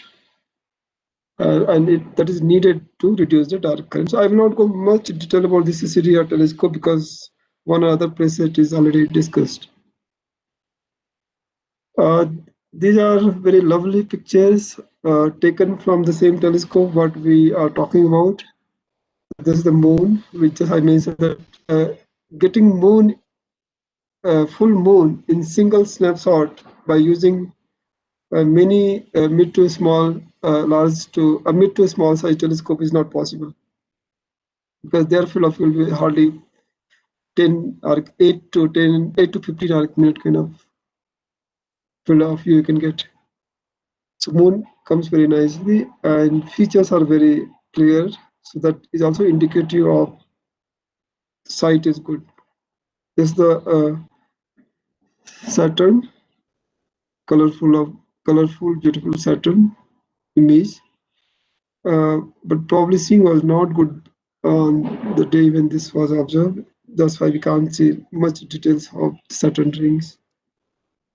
These are a few more lovely pictures. One is Helix Nebula, what we have in the left side, which is a supernova remnant. So I believe that you people may be knowing what supernova Noah.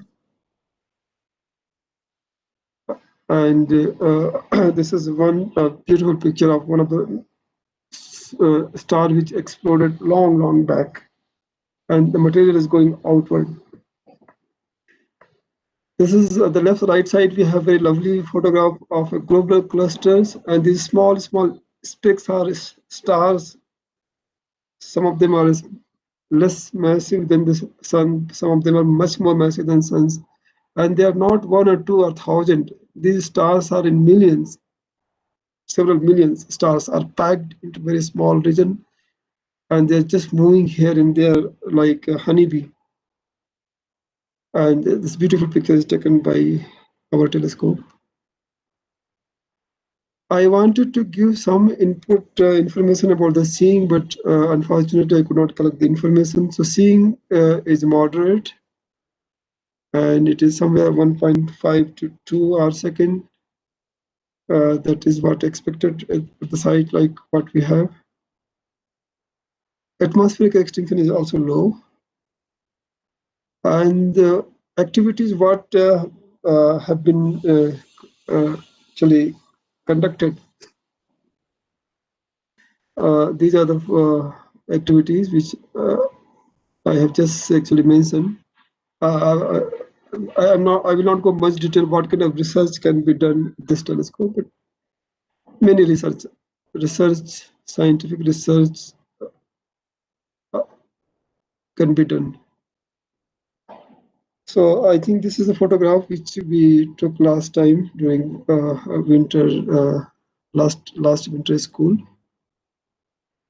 So one is a science program. In the case of science program, we can use the telescope and the back-end instruments and varieties of observation carried out. Like we can really do good study on variable stars, some transient like supernova, GRB, or even some searching can happen for exoplanets. So there are many science programs which can be conducted by using this telescope, and we are hoping that after very active participation of IIT Indore, this observatory will be fully utilized. Not by IIT Indore, but many. But I'm saying that IIT Indore is the closest partner, right? In addition to science program, another important thing is training programs. And training the young astronomers can not be possible in a bigger observatories because telescopes are mostly used for science observations. There's no more time to use it for the training. So hardly our young researchers get hands-on with the telescope and related instruments. So by conducting various programs, one is like a winter school, we can train many youngsters for astronomical studies. So that is another program which we can run and which is already happening.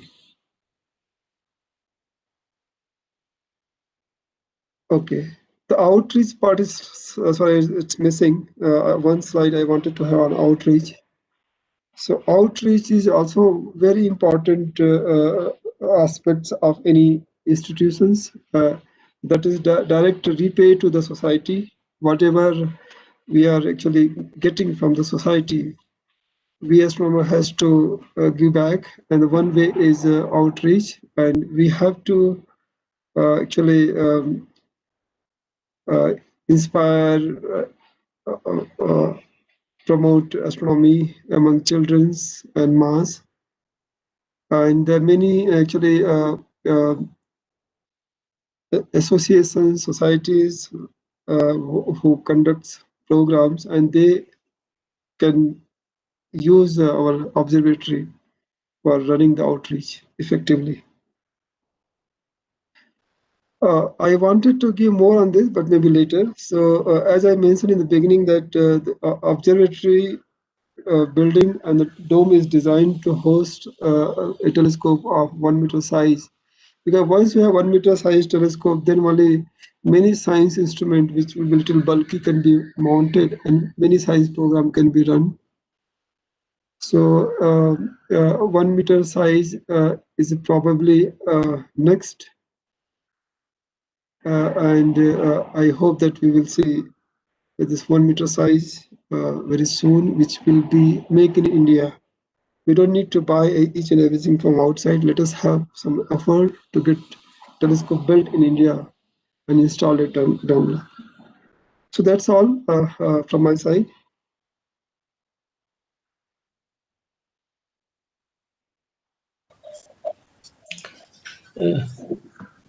Thank you very much, Dr. Pariyar, sir. Yeah, I think, thank you so much, Dr. Pariyar. I think we can have a round of questions from students if they're interested. Okay.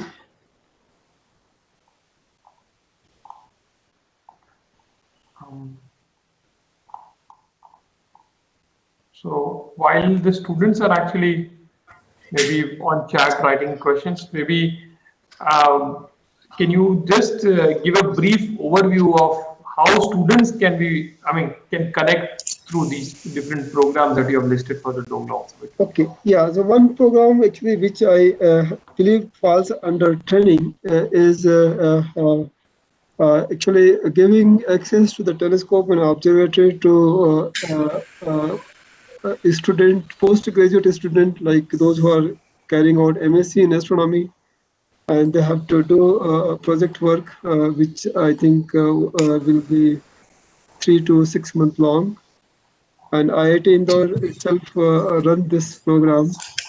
So a student from IIT Indore can come, and a telescope of this size is not easily accessible to many students who opt astrophysics, astronomy as a special paper.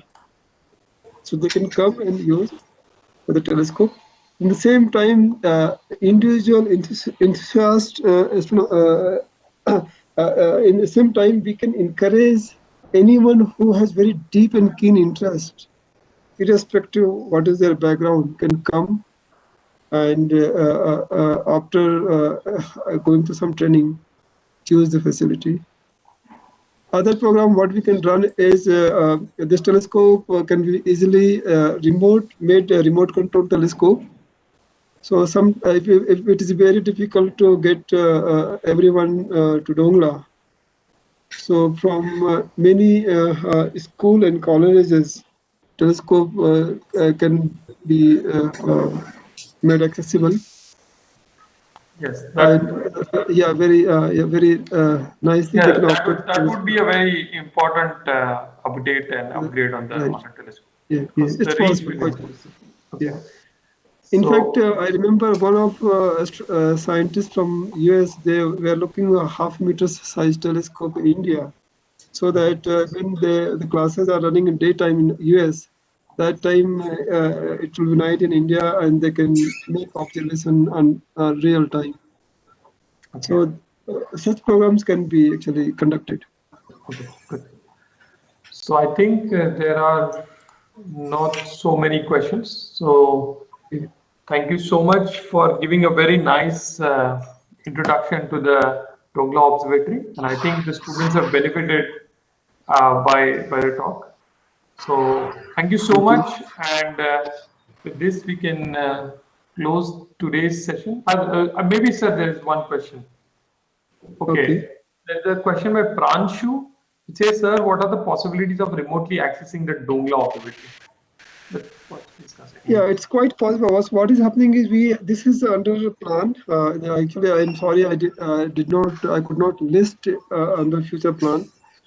So we have been talking about this, and not talking, but we are planning to make a telescope, observatory, and instrument integrated, as well as by having client-server kind of architecture. The server program will run the observatory, but by using the client program, anywhere, any place, student and teachers can access the telescope and operate it. So it's possible, and we are planning it. Okay, great. So if there are there any more questions? If not, then let us thank the speaker, Dr. Pariyar, and thank you so much for this talk. And so we will end today's session then for the winter school. Thank you so much. Dr. Bhupesh? Yeah, yes. Dr. Bhupesh, anything else? No, sir, nothing at all. Okay, it's fine. Okay. Thank you so much. So we can end today's session. Yeah, thank you. Okay. Thank you, sir. Yeah.